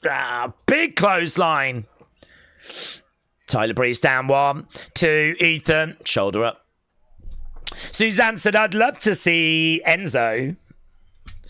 Alex said, Carmelo's not even signed anymore. Yeah, but neither was Shayna. She popped up. So, just don't know. You just don't know what's going to happen tonight. Bailey has just tweeted, Tyler Breeze is just so damn good. So Bailey is a fan of Prince Pretty. Big boot there by Ethan. 1, 2. Mate, I bet Bailey would love to be on this show as full-blown hugger. Imagine if she came out with the wacky inflatable arm people. Imagine that. That would be fun. And it would work with her character as well, what with it being so confused at the moment. If she came out and... I mean... There ain't no stopping us now. Get celebrate on the floor. Oh,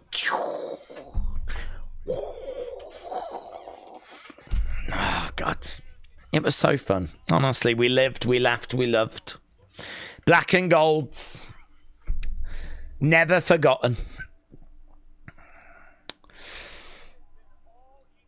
Okay, I think we might be back from commercial break. Brony said Shayna is signed as a producer. Where was that reported today?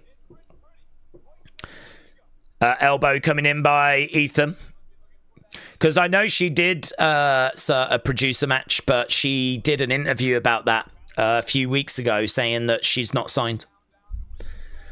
So I don't know if she's signed today or something, but I know she did produce a match in the past, but she just came in. She just knows people. She just helped out. She's not under a contract.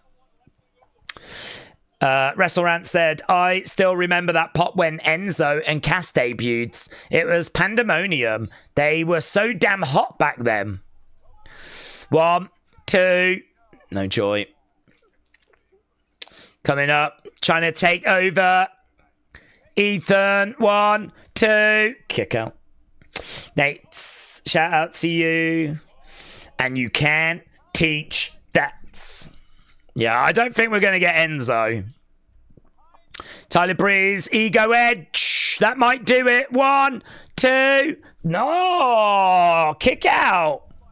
Kick out of the Ego's Edge. Let's go, Tyler. Let's go, Tyler. Hey, I said I'd love to have been at this show, and having seen an hour and 10 minutes of it, I completely stand by that. It has been so much fun. Johnny sends a message out saying, this Rebel Heart. This Rebel Heart. I think he really enjoyed coming out to that old theme again. Another big shot coming in there by Ethan. Kicks coming in there by Tyler. Tyler getting out the ring to the outsides. Ethan. His leg gets wrapped around the ring posts.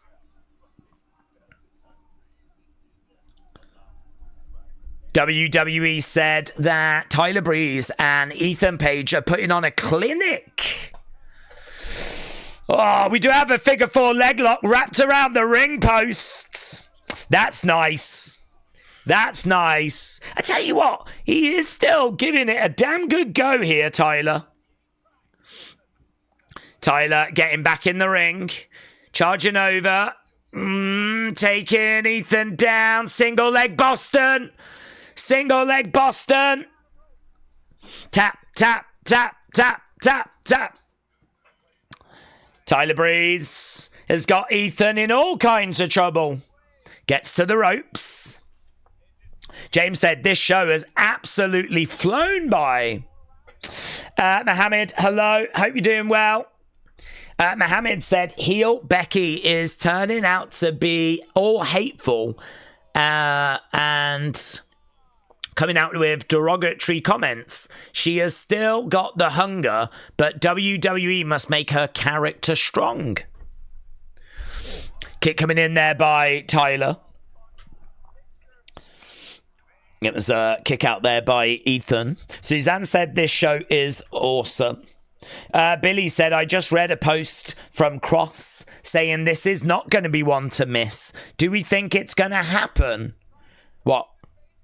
Like Carrion coming back here? I mean, I don't think so, but it would have been a real elaborate way of moving him to NXT, wouldn't it? He did have a good run in NXT. And I do wonder if we're going to end with something big, but we could equally end with everyone coming down, getting in the ring. We are NXT. Crowd going crazy. I mean, you could just end with that, couldn't you? So I think you're going to get a lot of people tweeting that were part of NXT, because this is going to mean a lot to them as well. They're going to have a lot of emotion and a lot of memories. So to shoulder up. I tell you what, you got people on their feet. People on their feet as Tyler Breeze gets quite close.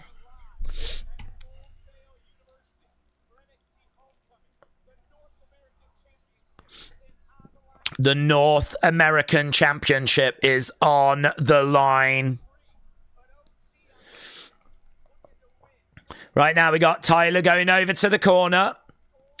I mean, listen, this is a really fun show. Anything can happen. Let's just see. Right now we got Ethan. Ugh. Twisted grin. 2, 3. Gets it for Ethan. Ethan retains in what was a really fun, competitive championship match. I think that was absolutely fine. I don't know if it reached the heights of the previous matches, but I thought it was absolutely fine. Really fun. Prince Pretty did not let himself down. And it's Ethan that retains. Boo! There's Wagner. Did he do that? Was it one of them? I don't know what he did. No, it was one of them. I'd have done one of them. Okay, we're backstage with Tavian. Oh, yes! Damian Priest!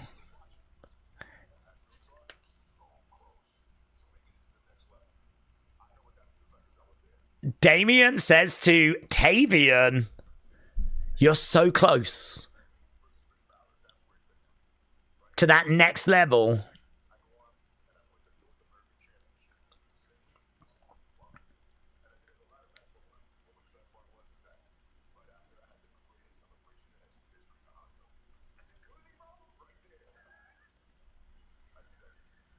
I see that in your future. So just like we saw with Sammy earlier and Javon, now we're getting Damian just kind of bigging up.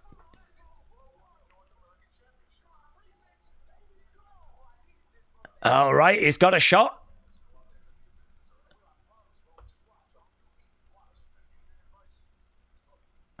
Is that title in trouble? It could be, you know. Oh, well, we've cut him off. We've cut him off because we've got to go to the Grayson Waller effects. Oba, Ricky, they're on a collision course for that main championship. And we're going to get that face-to-face underway after the break. Right. Tavian, Ethan at No Mercy for the North American Championship. Yes. Should be good. Mayor Pete said Obafemi is going to murk the Aussie Boomer through a table. Dill said, would we like to see Keith Lee come back? Well, I'm down for seeing Keith Lee. I just don't know what his current situation is with AEW. And, you know, we're not here every week, so we're getting those lovely nostalgia vibes. But, you know, going forward, we're back at the Performance Center. So, I mean, this has been a fantastic show, and it's hitting me hard in the nostalgia. But, you know, that nostalgia is going to go away next week and the week after and the week after, and we're just back to it being NXT. And, you know, is it right that we bring Shayna back? Would it be right if we had Tyler as champion for a bit? Would it be right if we had Keith Lee come back in? Like, I just don't know. I don't know. I do feel like the men's division could do with a boost, though.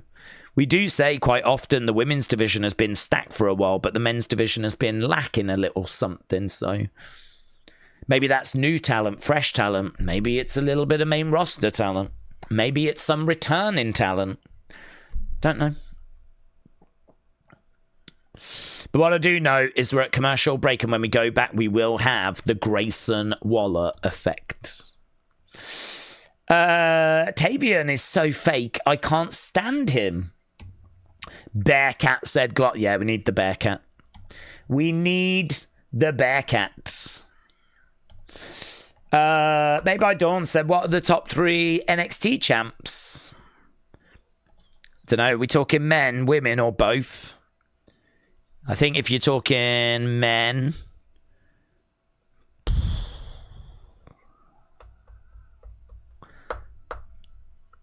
I mean, Adam Cole had a great run. Johnny had a few runs. Balor had a great run. I don't think those early runs were that great, actually. I mean, I don't remember Neville having a long run or... Well, he had a decent run, actually. He had a decent run. Eventually losing it to Sammy. Sammy did not have a long run at all.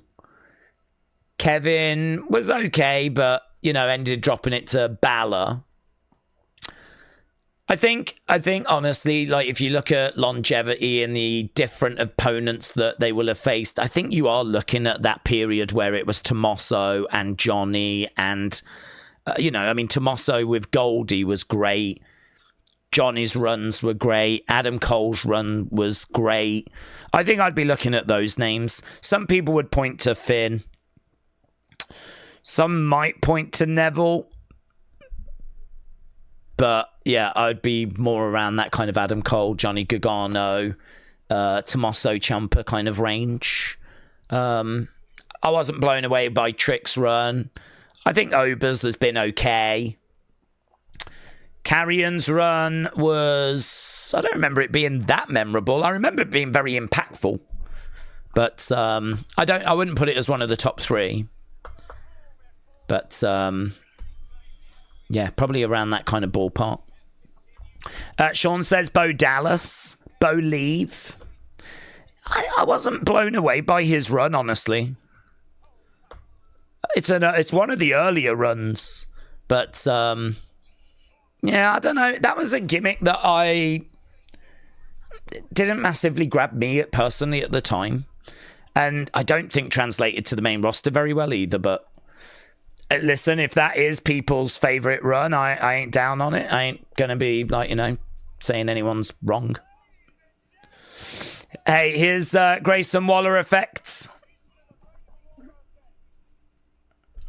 Okay. We got 38 minutes to go.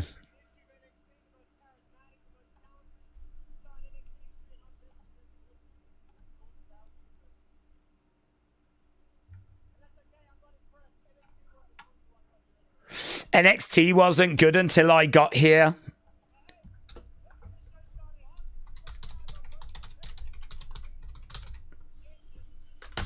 Yeah, I don't think any of these people were part of Black and Gold, like Full Sail. Obviously not Ober, not Ricky.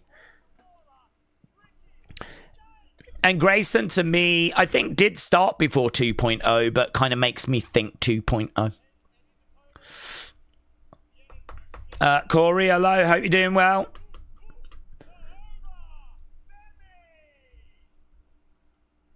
Ober holding up that NXT championship.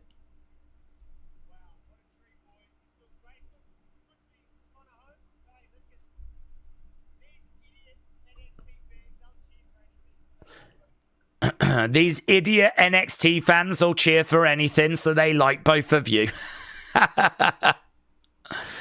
Did he call him overrated?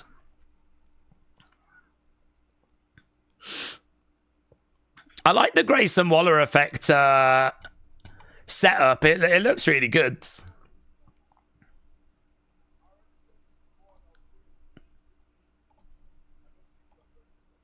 Ricky, I don't think you're very special.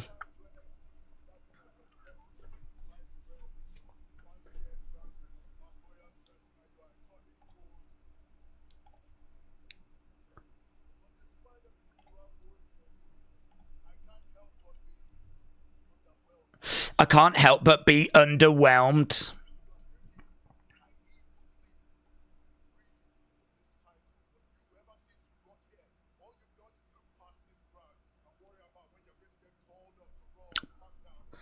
Since you've come here, all you've done is worry about when you're going to get called up.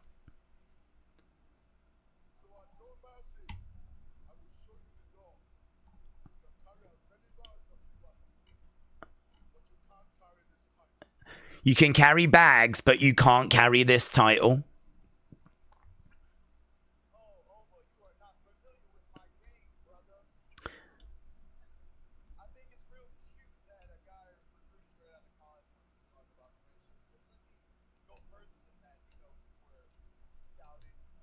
You are scouted. What is Oba without the title?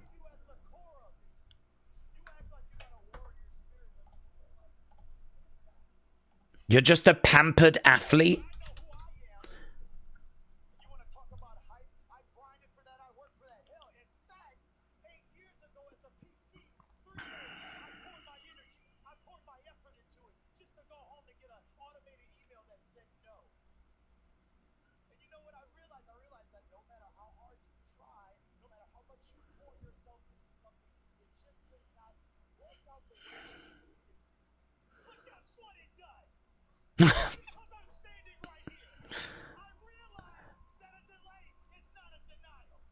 I realized the delay is not a denial. That's so good.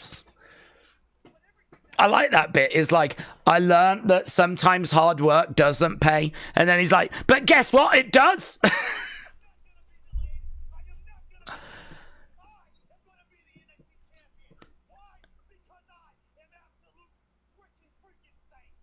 He's getting fired. He's getting all Ric Flair.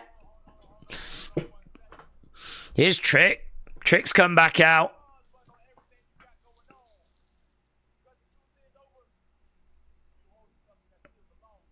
You're holding something that still belongs to me, Oba.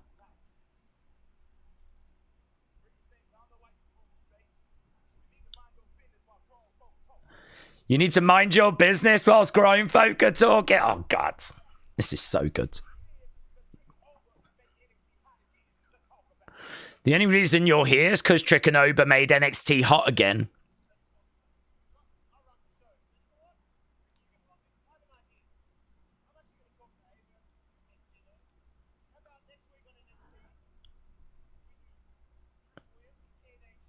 Trick Williams versus Oba.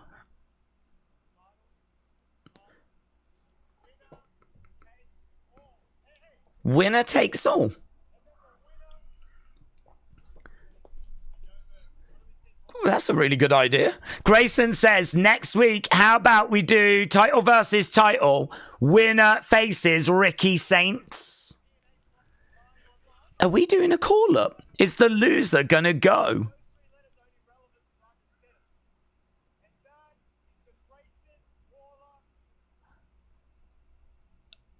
Oba takes the microphone away from Grayson. Wow, so we are going to do that next week. Winner takes all. What? That's a really big announcement.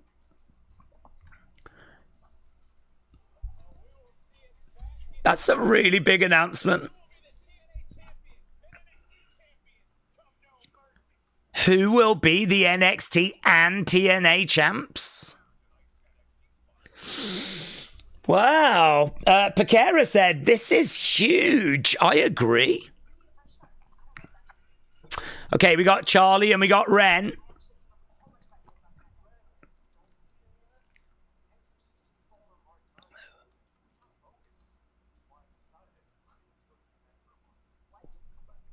Charlie's going to Japan for a month.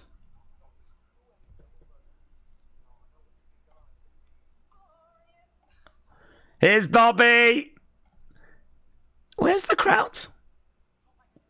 Mate, that is such a shame without the crowd reacting.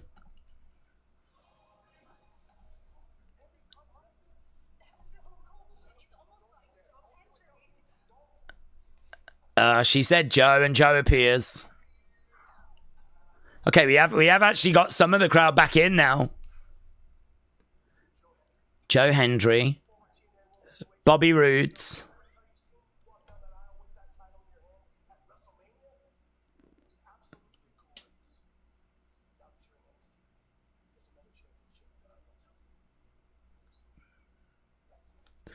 Bobby Roode is saying to Joe Hendry, you need to focus on that NXT title.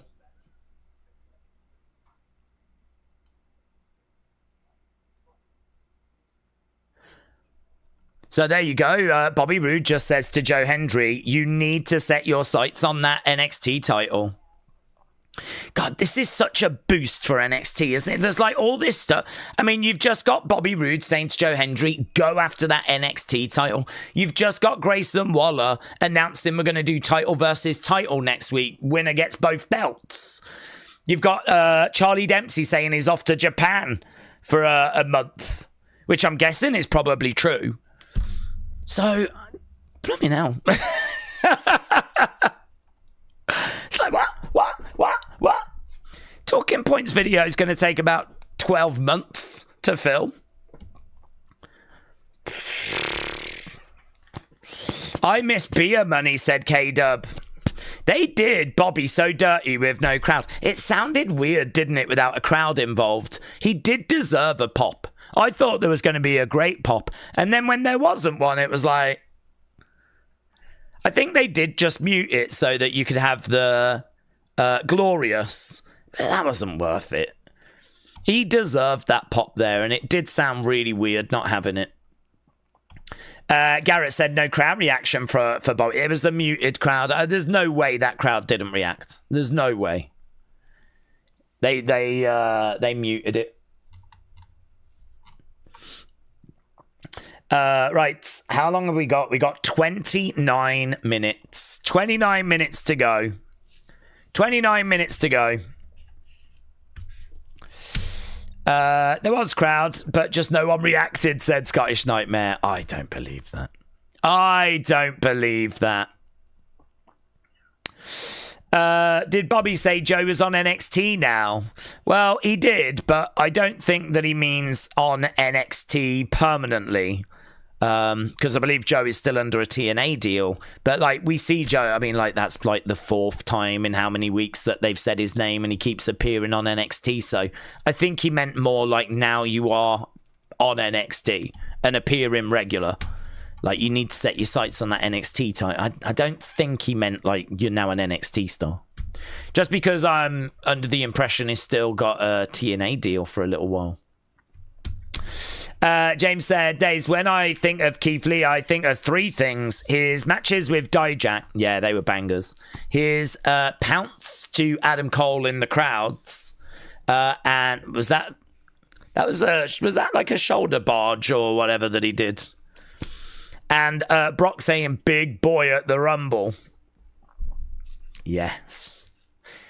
Do you remember that... when he won the title, one of Inda Shear actually posted the picture online before it had aired and spoiled it. I think of that as well. There was a leaked picture of Keith Lee as champion, and it hadn't aired yet.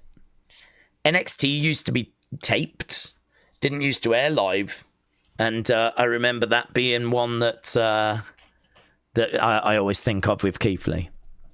I actually forgot he used to do that.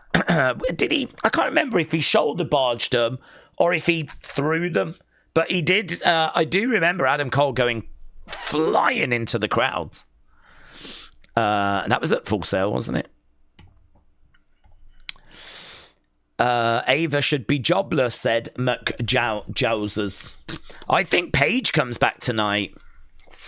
I do wonder how they're going to end this show. I do wonder how they're going to wrap this up. My legacy. My legacy.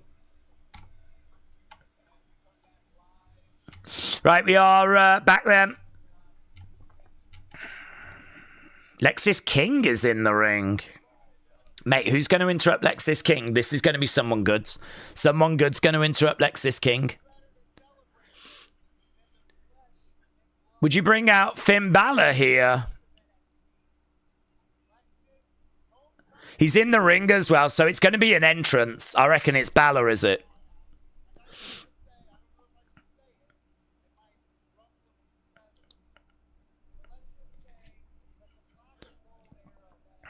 The black and gold era is overrated. So he's running it down. He's running down the black and gold era.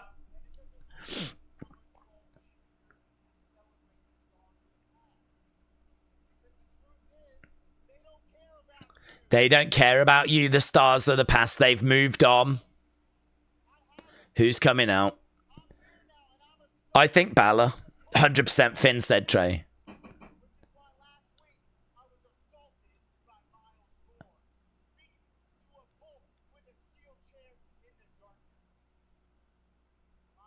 Miles Bourne. You're a sick...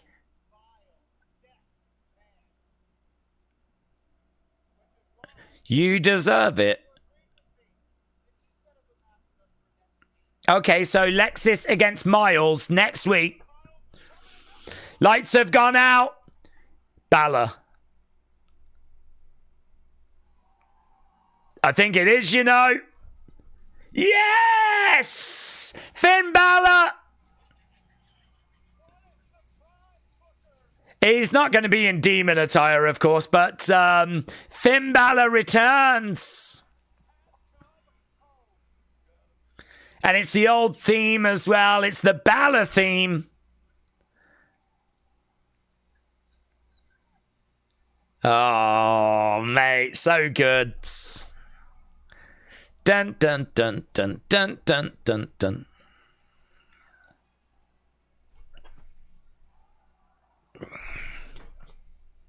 Oh my God. That felt really good. That felt good. Well, listen, just do this again. Leave Judgment Day. Bring back the demon. There we go. Look, too sweet him. Too sweet him. Finn Balor is home at Full Sail, where he had so many magical moments. Dun, dun, dun. Bum, bum, bum. Bum, bum, bum, bum. We still got to fit in a blooming 6-woman tag match.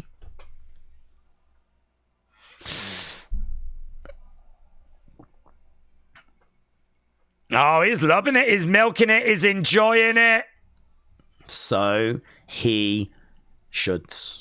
Smile on the face. Miles Bourne standing behind Lexis. Bang. Oh. Finn Balor. Finn Balor. Finn Balor.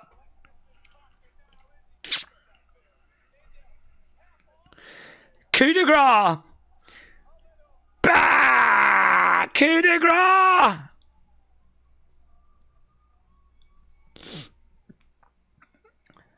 Home. I couldn't even read what that said.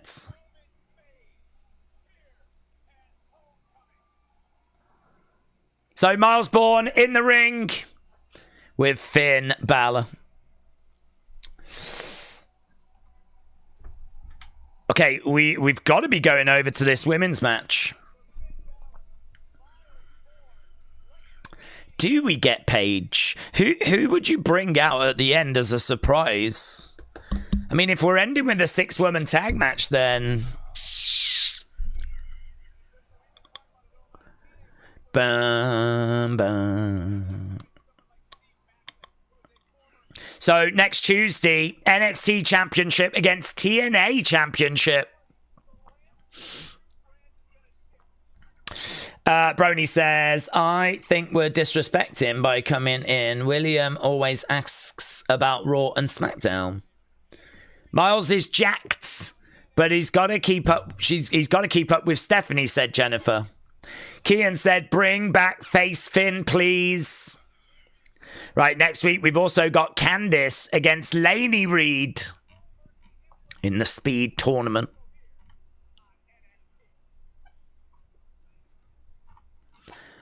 Okay, here we go. Fatal. Guys, let's just enjoy this. It's one of the best themes in NXT right now. In WWE right now.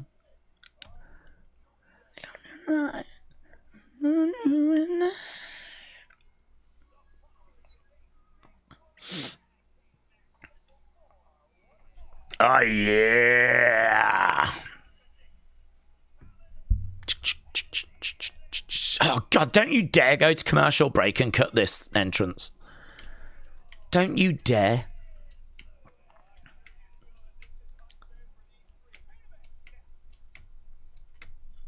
Oh, we better stay with it. Oh, what? We'll be right. Oh, God, but what about the bit where she does that and then does that? Oh, God. It sucks. Stupid NXT. Stupid adverts. What's the...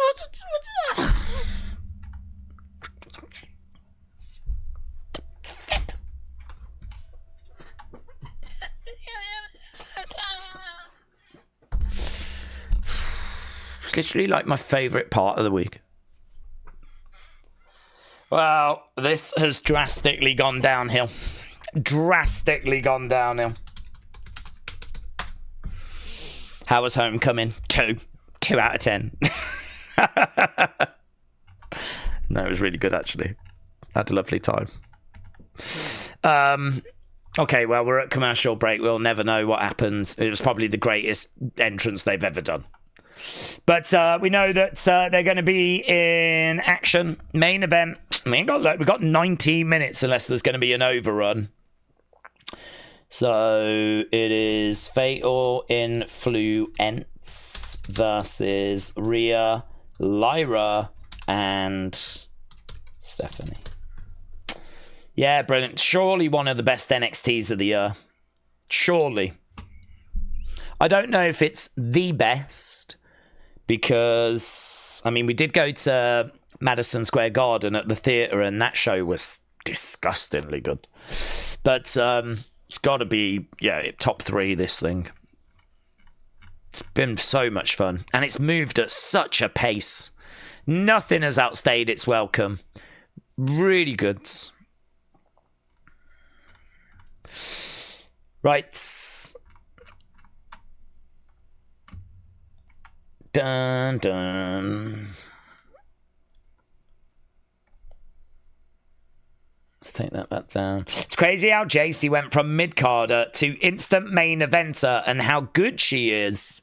Well, I think you would actually get a few people debating that, to be honest with you, but I think she looks like a star. I honestly think she looks absolutely... I think she's risen to the spotlight. I think the spotlight's on her and she does not look like she is shirking or she's not confident and like, you know, she's like dancing away. She comes in posing away. Match quality's good. Promos are good. You know, has there been better? Yeah, I'd say there's been better. But does she stand out as like some atrocious out of place talent? I would say no. I would say she does not. There might be some out there that say, I can't stand her, she's not good enough. You know, you're going to get that. So to each their own, but for me, I do not think that the spotlight has been too big for her. I don't know how it gets looked back on, though. I don't know how we look back on this run. We don't even know when this run's going to end, of course. Dun, dun, dun, dun, dun. Right. Oh, I tell you, I'm really looking forward to the talking points video. There's so many talking points. I mean, to be honest, NXT normally gives us a lot of talking points, but so good. Right, where are we? This seems like a long break. Back in 5. Back in 5. The old themes throughout the show have made the show, it's made me mad how WWE makes their music worse. Mayor Pete said, I think a TNA invasion is definitely happening. Mr. Unfamiliar said, I hope Paige doesn't get Death Rebels. Okay, we're backstage with Dark State.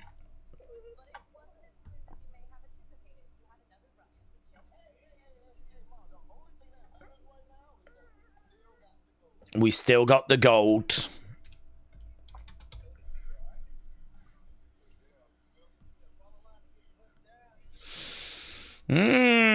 Montez.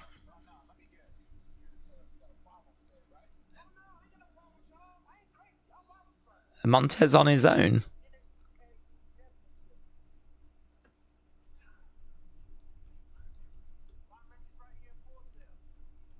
Where's Dawkins?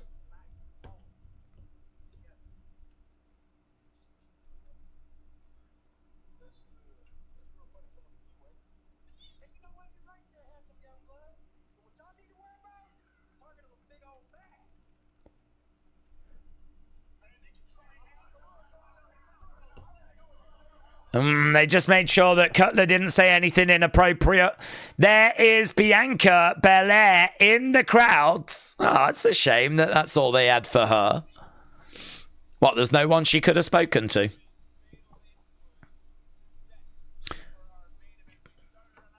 Fallon's still getting her moment in.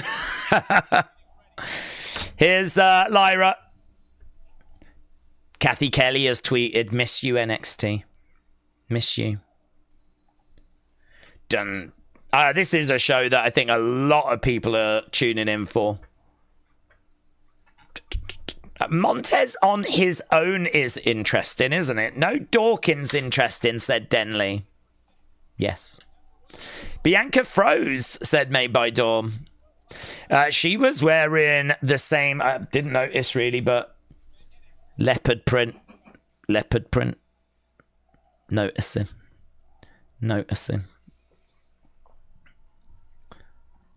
a couple of leopards. Here's Stephanie. Kathy is missing. Lots of live reaction online, of course. Here's Stephanie. She was speaking earlier about how she's Miss Booker being on commentary. Stephanie.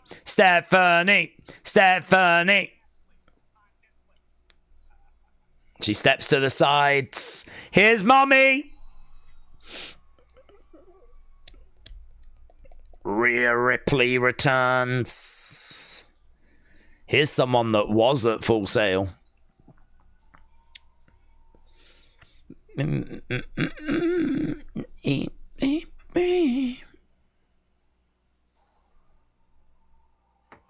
life, look at my life. Okay, Rhea. We're not cutting down on entrances, are we? We might be pushed for time. We might only have about 13 minutes. And there's probably like another 5 commercials to fit in. But everyone's getting their full entrances.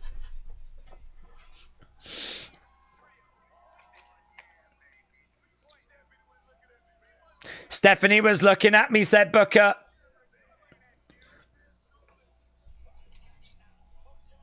He's going to pop his D. He is going to pop his D. All right, we're underway. Fatal Influencer light. Right, yeah, we ain't got time for this. So they attack. Blah.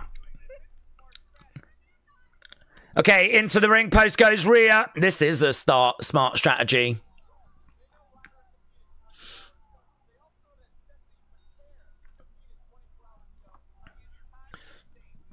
Tag being made. Matt Cardona said, "I can't be the only one that's sick of Trick Williams and his reign as TNA champ. I'm also sick of how NXT treats TNA. Should I drive over to Full Sail? I'm only 30 minutes away." Yes, do it. Do it. You should make it by the time people are leaving.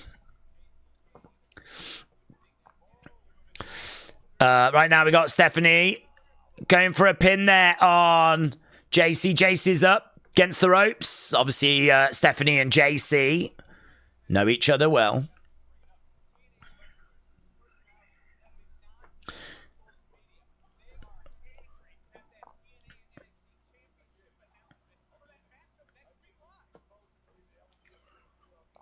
Okay, so they're saying on commentary about how TNA have been tweeting all night, and they are angry about that announcement that was made earlier. Clothesline, kick to midsection there by Lyra. Pop, pop, pop. Whoa!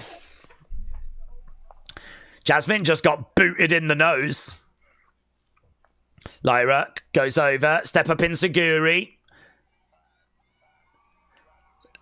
I didn't catch what she said. Something like, let me hear you, Full Sail. Oh my God, headbutt there by Mommy. This is just going to be balls to the wall, innit? Balls to the wall. Get your balls up against the wall. I tell you what, Mommy is in purple and not black. Oh, fatal influence down on the ramp.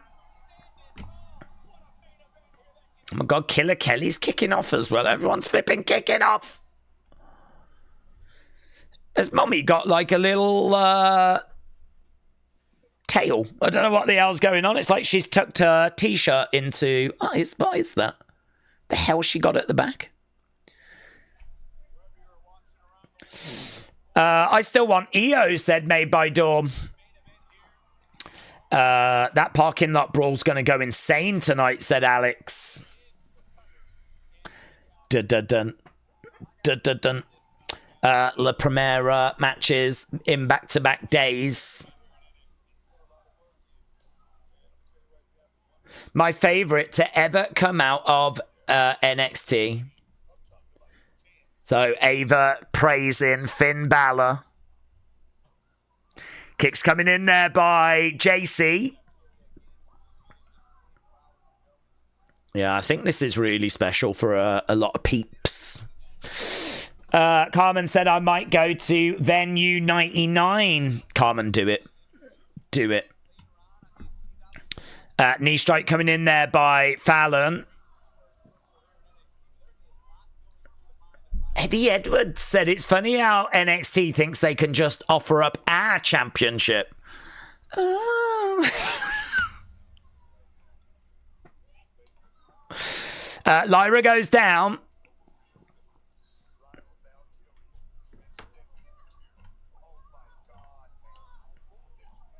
Lyra in trouble. She's over in the corner. There's Jasmine. Oh. JC cannonballing into Lyra. Shoulder up there by Lyra.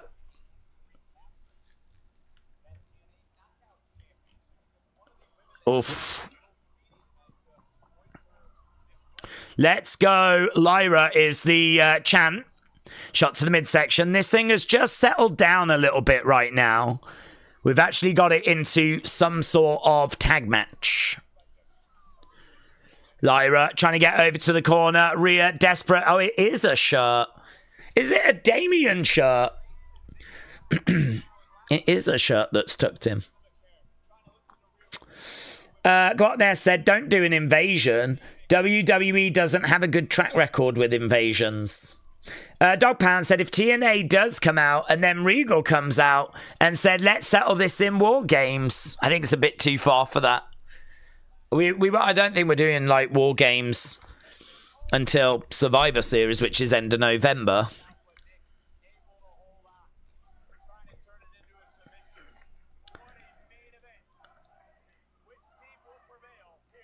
It's a lovely submission hold there by Jasmine. Lovely work. James said, Daze, if we had to guess how the show will get in the ratings, what do we think? I said if it does, 720, that's what I would be looking for. Anything over that, I think, is a success. Just judging by how many people have joined us, I'm going to say it does.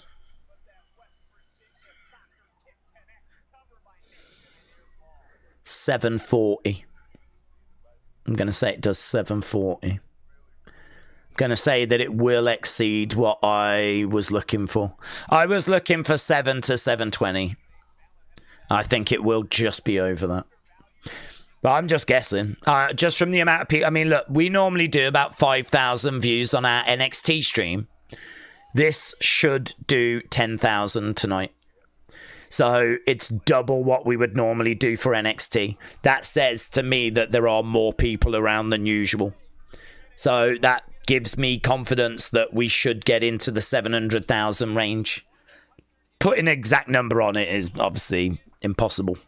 But yeah, I was looking for this to get into the 700,000. So I was looking for 7 to 720. I mean, I don't think our stream's anything special. I think this is just going to be a reflection of more people being around than usual. And so I think it is going to beat that. Right now, gut wrench. Powerbomb there by Lyra. She did that the other day. Right now, we've got Lyra down.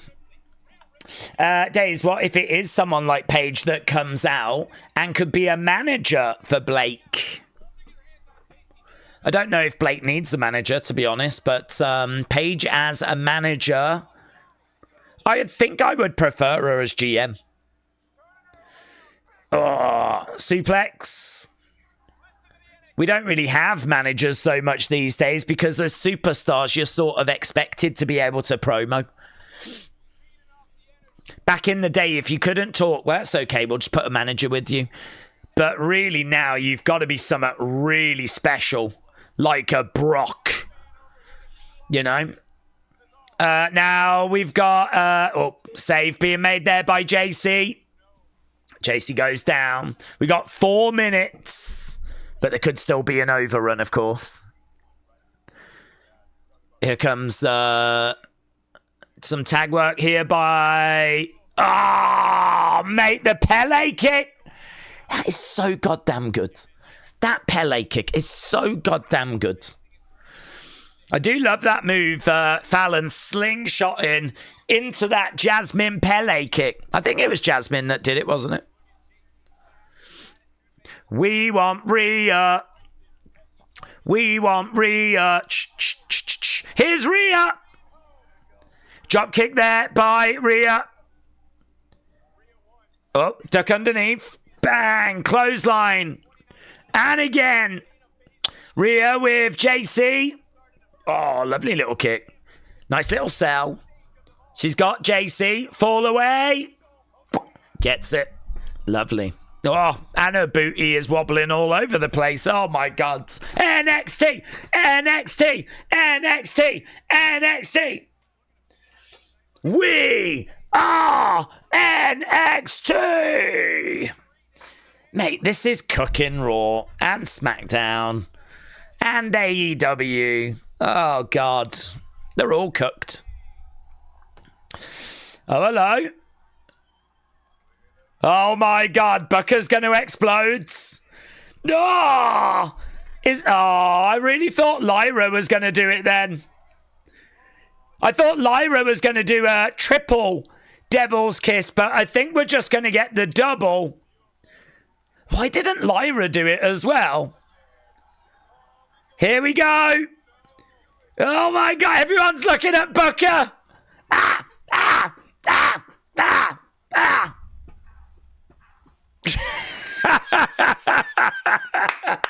This is wrestling. This is wrestling. This is wrestling. We are NXT. Oh, mate. JC is going away. Here's Lola. Get back in that ring. Lola Vice. Oh, my God. So good. JC is caught between a rock and a hard place. Oh, mate. Riptides. Riptides. Boom. That'll do it. That'll do it. 1, 2, 3. So good. So good. We had a double Devil's Kiss. And it is a win for the OG NXT talent. Let's get you some water, but yeah.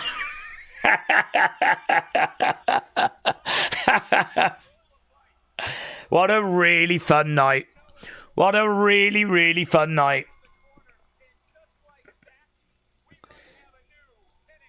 So there we go. We've got everyone in the ring as the credits come up on screen. And I think we've got Lola dancing away. Fatal Influence down. Even Booker's like fanning himself.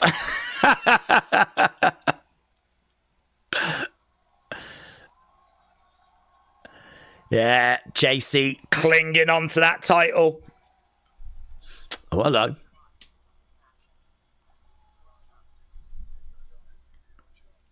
Backstage. Trick. Ober. May the best man win. And that's how it ends. No Paige. No invasion. That is how it ends. Disappointing ending, maybe. People maybe hoping, well, I would say people certainly hoping for something more at the very end. But to be honest, finishing by promoting your big match for next week, I bet they're hoping that is a way that people are going to tune in. Plus, I think you're going to have a week now of people sort of making it very clear that the TNA talent are not happy. And could the TNA talent make their feelings known next week? So I think what we've actually done is we've used the end of this week to really set up and promote next week. Let's go and get match scores for that main event, and then of course we're going to run away and do the talking points video. But yeah, I think more than delivered. You are voting on the match. We will get a opinions video done tonight as well. Mick Giles has said, I'm not going to tune in next week. They didn't punish the Nepo baby Ava. Ava is the GM. And yeah, I wasn't really expecting her to be removed or anything. Dave said, I've not watched it, but it looks like an awesome show. Yeah, it was very good. Restaurant said, Paige makes so much money from her Twitch. She's rich already. Trust me, she is in no rush to return. I don't get the childish Ava hate, said Paquera. Tony said, only so much time, you can't have everyone. Little surprised there was no Bailey, said Real John. Yeah, that would have been nice. That would have been nice. Draco saying good night to all. And I give NXT tonight 10 out of 10, says Carmen, since it was the first NXT event at Full Sail. Yeah, nice to be back. Hopefully we don't leave it as long next time. And hopefully we can find a way back next.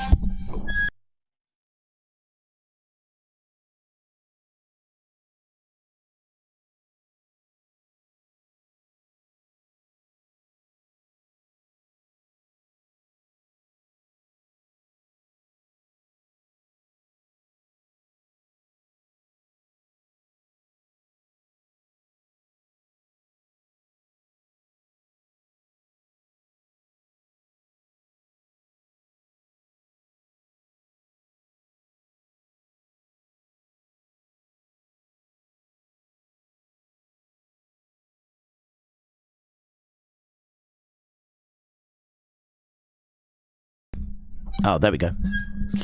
Yeah, it did. When it fell, it got muted. Yeah, what did I just read that you didn't hear? About how next week title match could be interrupted by TNA. That's what I read. Carmen said, I went to the Maria Reina Center. Well, I hope you had fun, buds. I hope you had fun. Get to 300 likes. Get to 300 likes. It doesn't matter. I'm thrilled with just how many people kind of joined us and were clearly excited by tonight's show. We ain't done nothing special, but there's clearly a lot of people around that were very engaged with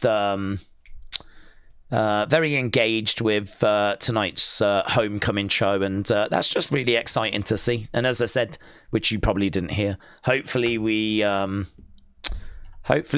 are going to not leave it as long next time. What's this?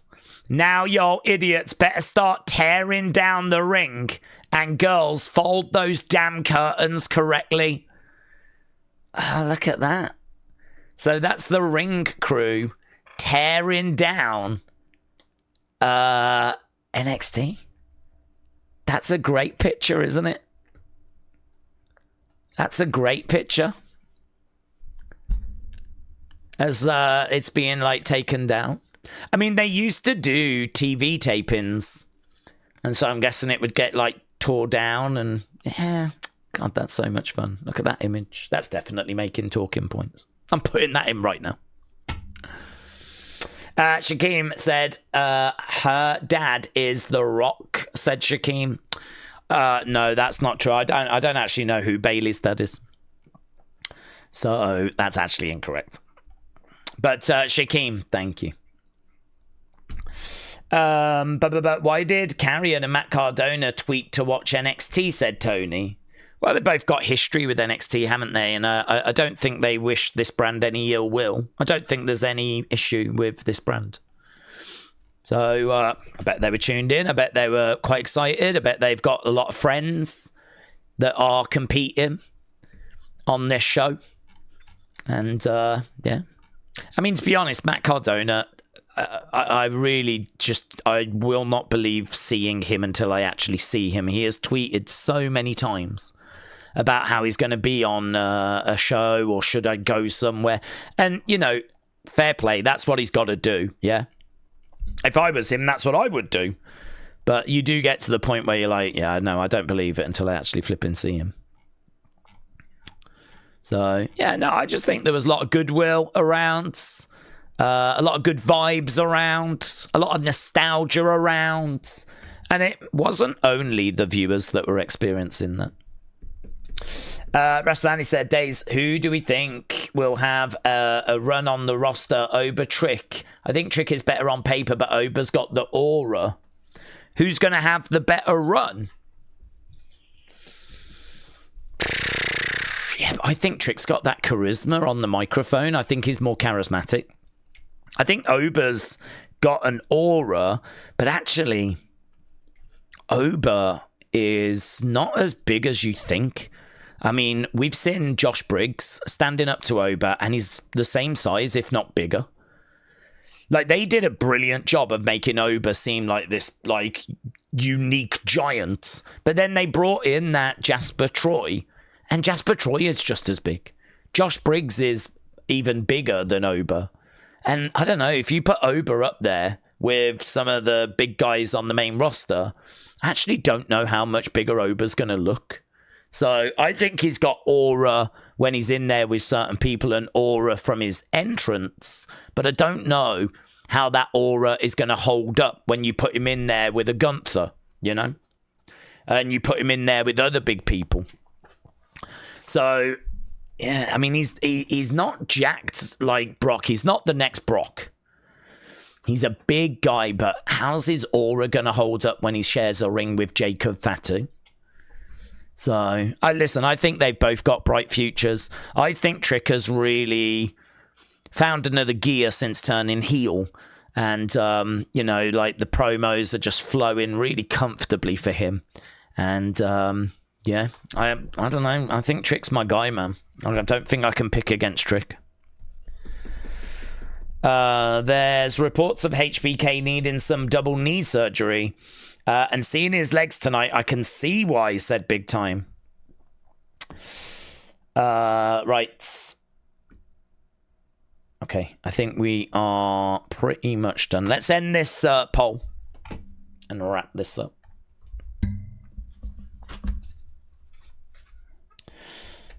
Right. Main event. Bang, bang, bang, bang. 55 great, 22 good, 2 bad, 19 all time. Lovely. Okay. Daze, my only gripe was tonight they could have handled Bobby Roode appearance a lot better. Mate, if that's your only gripe, then there we go. I would say it's been a very successful show. Okay, right, I'm going to run away and do the talking points video, so appreciate it. We will get an opinions video up as well, where you can share your thoughts about tonight's show. And yeah, don't forget, we will be back tomorrow with Evolve. So we are back again tomorrow as we look at that level below NXT, which didn't exist when Black and Gold was around, but we do have it now.